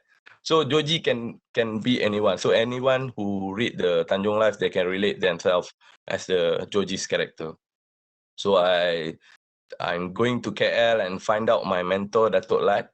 If you see the picture, is the launching ceremony of my first book, Tanjung Life, launched by Datuk Lat, who is my hero during my childhood days. So, you know, my dream from 1996, I'm fulfilled it in 2015, where I launched my first comic. Then after that, Datuk Lat invite me to go to his house in Ipoh, and during the conversation, he asked me, why you do this character, this Joji, you know, why you do Tanjung Life and all that. Then I explained like how I'm telling now. But then he asked me, why you don't do something related to you, something about yourself? Then I asked him, what's special about me? I'm just a normal guy, nothing special about me. Who gonna read my story, you know? Like everyone thinking it's like that. Then he said, no. It must be something special about you. Like he tell me like everybody is somebody. You go back and recognize what is special about yourself. Try to find out the thing, and maybe you can come with a better idea. And then I come back. I just it took me like few months. You know, I come up with some draft. I want to do a story about BMX, about my bicycle riding and all that, but I don't think it can connect to people like what Tanjung Life. Then, then I was suddenly I got this idea. Why not doing the story about the Indian Muslim, which is called Mama? So I start to draft my second book, The Little Mama. Okay, thanks. Actually, supposed to be this first before the next slide. So when I got this idea, first I called Datuk Lat and tell him that I got the idea to do about my childhood story, which I try to relate with the Indian Muslims culture. And then he asked me what the title for the book. And I tell Datuk Lat, The Little Mama. And Datuk Lat say, hey, no, please. Maybe you can find a better title for that, because you know some people will feel like often when you call them mama, you know, mama is like, for some people it's normal, You know, for some people, when you go to the mama shop, you call, hey mama, can you take my order? It's normal. But for some people, they were like very sensitive when you call them mama. Then I tell him, I tell Datuk Lat, no, actually this book is about why we are called mama, and I try to convey the story about the origin of the mama, about the origin of the Indian Muslim, related to my childhood story. Then he said, okay, if you really confident, you can go ahead. Then after it's published, the National Book Council choose it as the 50 best Malaysian titles in 2016, and it represent the Frankfurt Book Fair in Germany. And then I was like very happy. But in this Little Mama, I'm not only telling the story about Indian Muslim, but I try to relate how the living life of the multicultural people. Because in the very early stage, I live in the village which is majority is Indian, is Tamil people. Then how I try to observe the Tamil language from them, because I cannot read or write in Tamil. I just can speak. You know, this is from the observation from the Tamil movie that I watched when I was young, and how I communicate with my neighbors. So I try to tell all this story, how me and my grandma going to watch the opera theater during the Hungry Ghost month. You know, we can go there and enjoy the performance those days. I don't see any Malay or even Indian Muslim people go to watch this Chinese opera thing nowadays. But those days, me and my grandma, every time there's a Chinese opera near to our kampung, we will go there. You know, I try to come up with a package where this book can reach many kind of people. Even there's a foreigner who is from, if I'm not wrong, he's from Germany. Also from Germany. He wrote me the email like very long. He said this story has really close to his heart, and you know, like bring him back to his old childhood days with his granny. Even the culture is not same. You know, he's in German, but the story, what we experience here, maybe certain things he also experienced it in his country, you know. So after that, you know, after the success of this book, then I try to put my name into the Malaysian Book of Record, you know. So I have this ability to draw caricature, you know. I getting better in my caricature drawing. Then I try to apply to do the most number of live caricature within 24 hours. You know, when I apply for it, the Malaysian Book of Records said at least I must draw about 250 people in 24 hours. Then only they can endorse me the title. But Alhamdulillah, within 24 hours, I managed to draw 320 people, and I won this, my first Malaysian Book of Record. The reason why I'm doing this, you know, some people may think I'm doing this just to get the popularity and all that, but as a cartoonist here in Malaysia, this industry is not too big, you know, but we need to reach the people. We need to establish. It's really important. If you do a story, if you do a book just to share with your circle of friends and all that, there's no point, you know. You must make sure your story can deliver to maximum numbers of people, you know, to all people. So you have to create your name. That's the reason why I'm doing this Malaysian Book of Record. Then, as usual, I'm not I don't think I'm enough with this one record. Then I apply for another record after this is the last one, I think.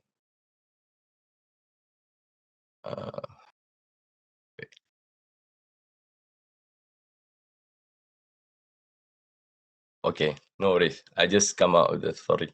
Okay. Okay, my second record is the longest coffee painting, which I draw with using coffee as a medium of painting. The technique is same like watercolor. I use coffee powder, I mix with the water and make a painting on the canvas, which is long, is about 110 meters. I draw all this scenery of Penang, started from the, we call it the Harmony Lane in Penang.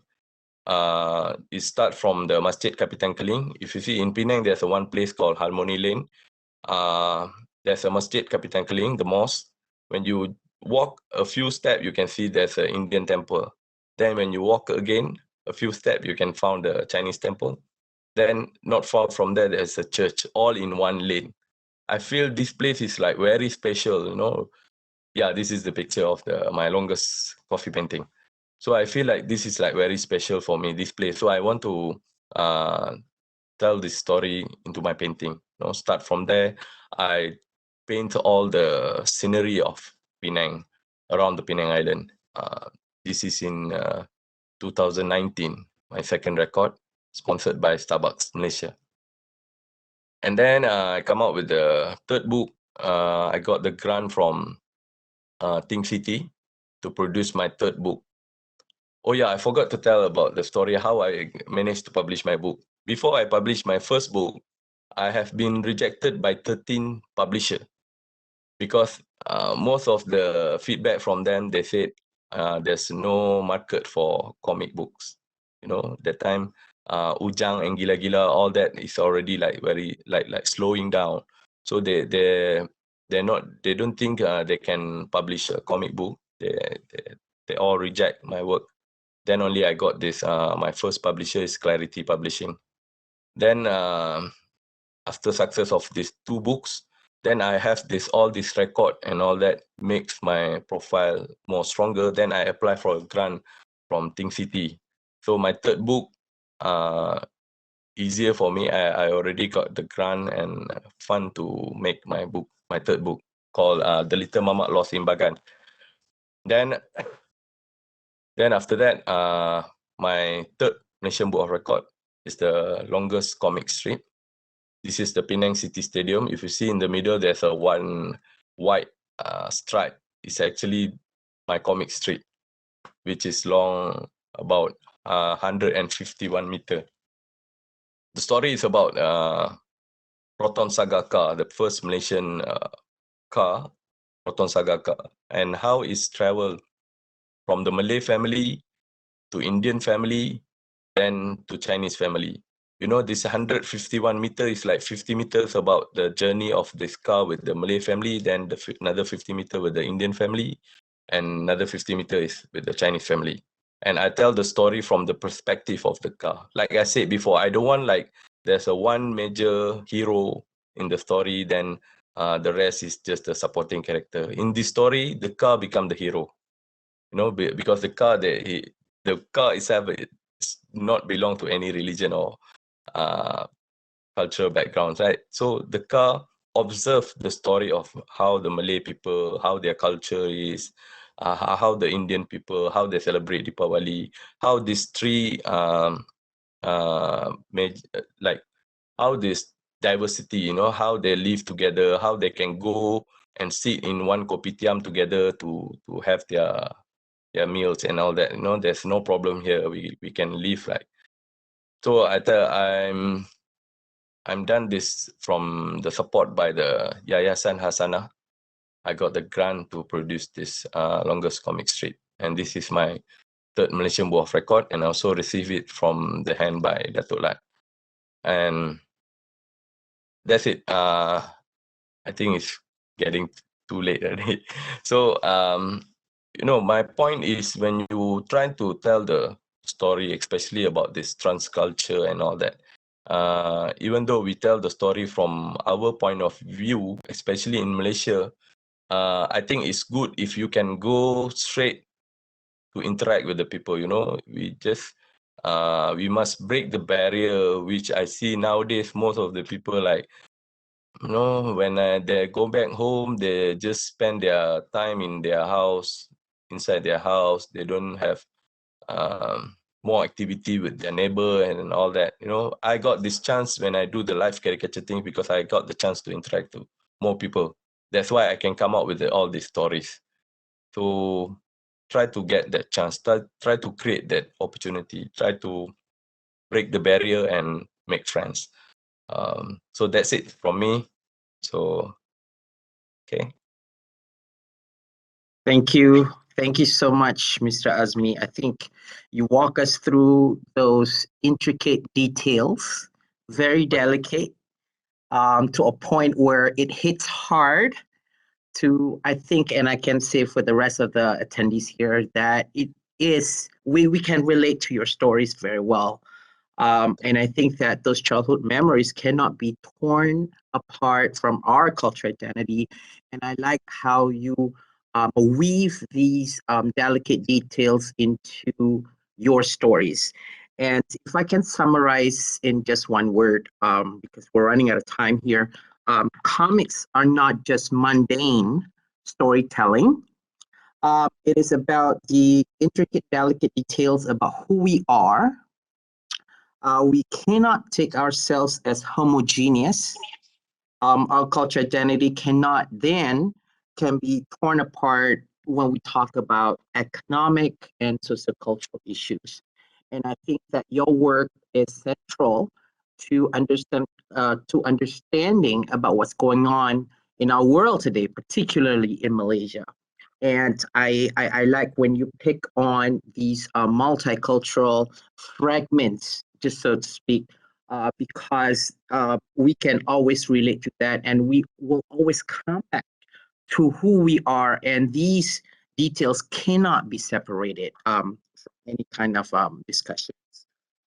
I think we've got one question, if I still have the time. I think one of the attendees wrote there, I want to ask you, do you think it's possible to work as a full-time Muslim artist? I mean, you only draw Muslim-related stuff.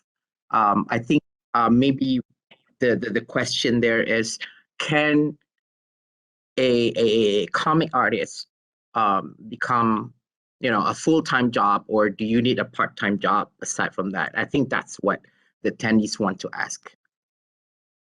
Okay, from my point of view, I'm not sure about Brother Hamid and Fernando, but from my point of view, I'm now from 2013, where I got my first career as a caricature artist. Until now, I'm doing this for full time. And, I have a commitment, I have 3 kids and all that. My wife not working. So it's possible, nowadays it's possible because we have many kind of platform. Actually, we have this NFT things, we have this online platform to sell your art, everything. Nowadays, it's like easy. So if you think you want to do it, just make it, just crack all this thing, it's possible, it's possible. Like for me, because I'm not really into this digital thing, my work is mostly is manual. So it's kind of hard for me to jump into this NFT and different medium. So I try to explore mural paintings other than just draw comics. Okay, we've got another question from one of the attendees. May I know what was the inspiration behind using coffee to draw, and where to get your books? Okay, inspiration behind using coffee, because I want to try something different from people. We have here in Malaysia, we have a digital caricature artist, we have who draw with watercolor and all that. When I try to find something new, I saw this video from YouTube, which they're making painting using coffee. And I'm also a coffee lover. I really love the smell of coffee. So yeah. So I can do the work that I like. At the same time, I can enjoy the the smell, the aroma of the coffee bean. So that's the reason. And you can on the second part of the question, I think Dr. Melissa Perry has been kind enough to post the link. So I think it was from Dequid. I get your name right, so you can refer to the web address that are posted on the chat section. I think I have one question, perhaps just to conclude, because I think we're running out of time.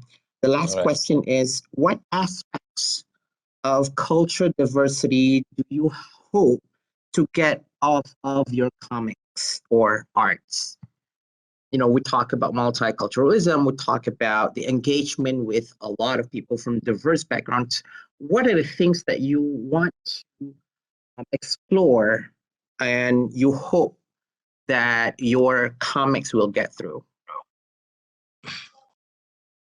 For me, because I think throughout these years, I have done a lot of stories, you know, about Chinese, about Indians and all that. I think I got the chance to explore like major race and background in Malaysia, like Indian, Chinese, and Malay. But sometimes I don't get this much chance to meet like maybe people from Sabah, Sarawak, right? So The indigenous Sabah and Sarawak peoples. yeah, because every time we miss these people, they're also Malaysian, you know. You can't find them in our animated series or comics, you know. Sometimes Great. they Yeah. betul tak? Kalau kita tengok Betul, Upin Ipin, betul. there's a Malay, there's a Sikh guy, but they don't have any Iban character or Kadazan character. So if I got the chance, if anyone would like to support me to go there and explore, maybe I really love to do that story. That will make me like fulfill my intention to do the stories of Malaysian. Something that I feel not complete yet. Okay, and I think we have one question from our principal investigator, Dr. Raihana herself. If you want to say a few words about your participation at this year's Georgetown Festival. Okay, this year for Georgetown Festival, I come out with my new book called Tanjung Life, Back to the 90s. So we will I love the cover. Yeah, the cover is like the cassettes, the radio Okay. cassette. So this is my first time doing a comic book without any cartoon at the cover, because I try to get the feel of the 90s era in the cover. So this year I'm producing my 5th book for Georgetown Festival, and we will have the official launching on July 17. Oh, that's wonderful. I'll pencil that date in. Okay, Sada, do we have time for one more question or should I stop here? I think yes, sure can. Okay, we have one more question, Tuan Azmi, from one of the attendees. What if we have a story and would like to hire you as the illustrator? How do we go about doing that? Yeah, sure. I would like to, because I'm also doing some commission work. Other than my own, I also done a few projects for PSDC, Penang Skill Development Center. I've been producing a book for their 50 years.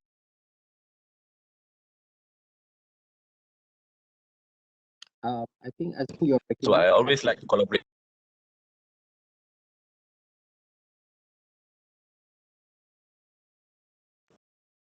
Azmi, I think you're breaking up. Or is it my internet? Is that okay now? Okay, better. Yeah. Yeah. So we were talking about how do we go about hiring you as the consultant or the illustrator, I'm sorry, and what are the processes maybe? Yeah, can contact me directly. I would like to do the commission work or collaborating with others. Okay, so on that note, I think we can talk about hiring you to as the illustrator for my cats.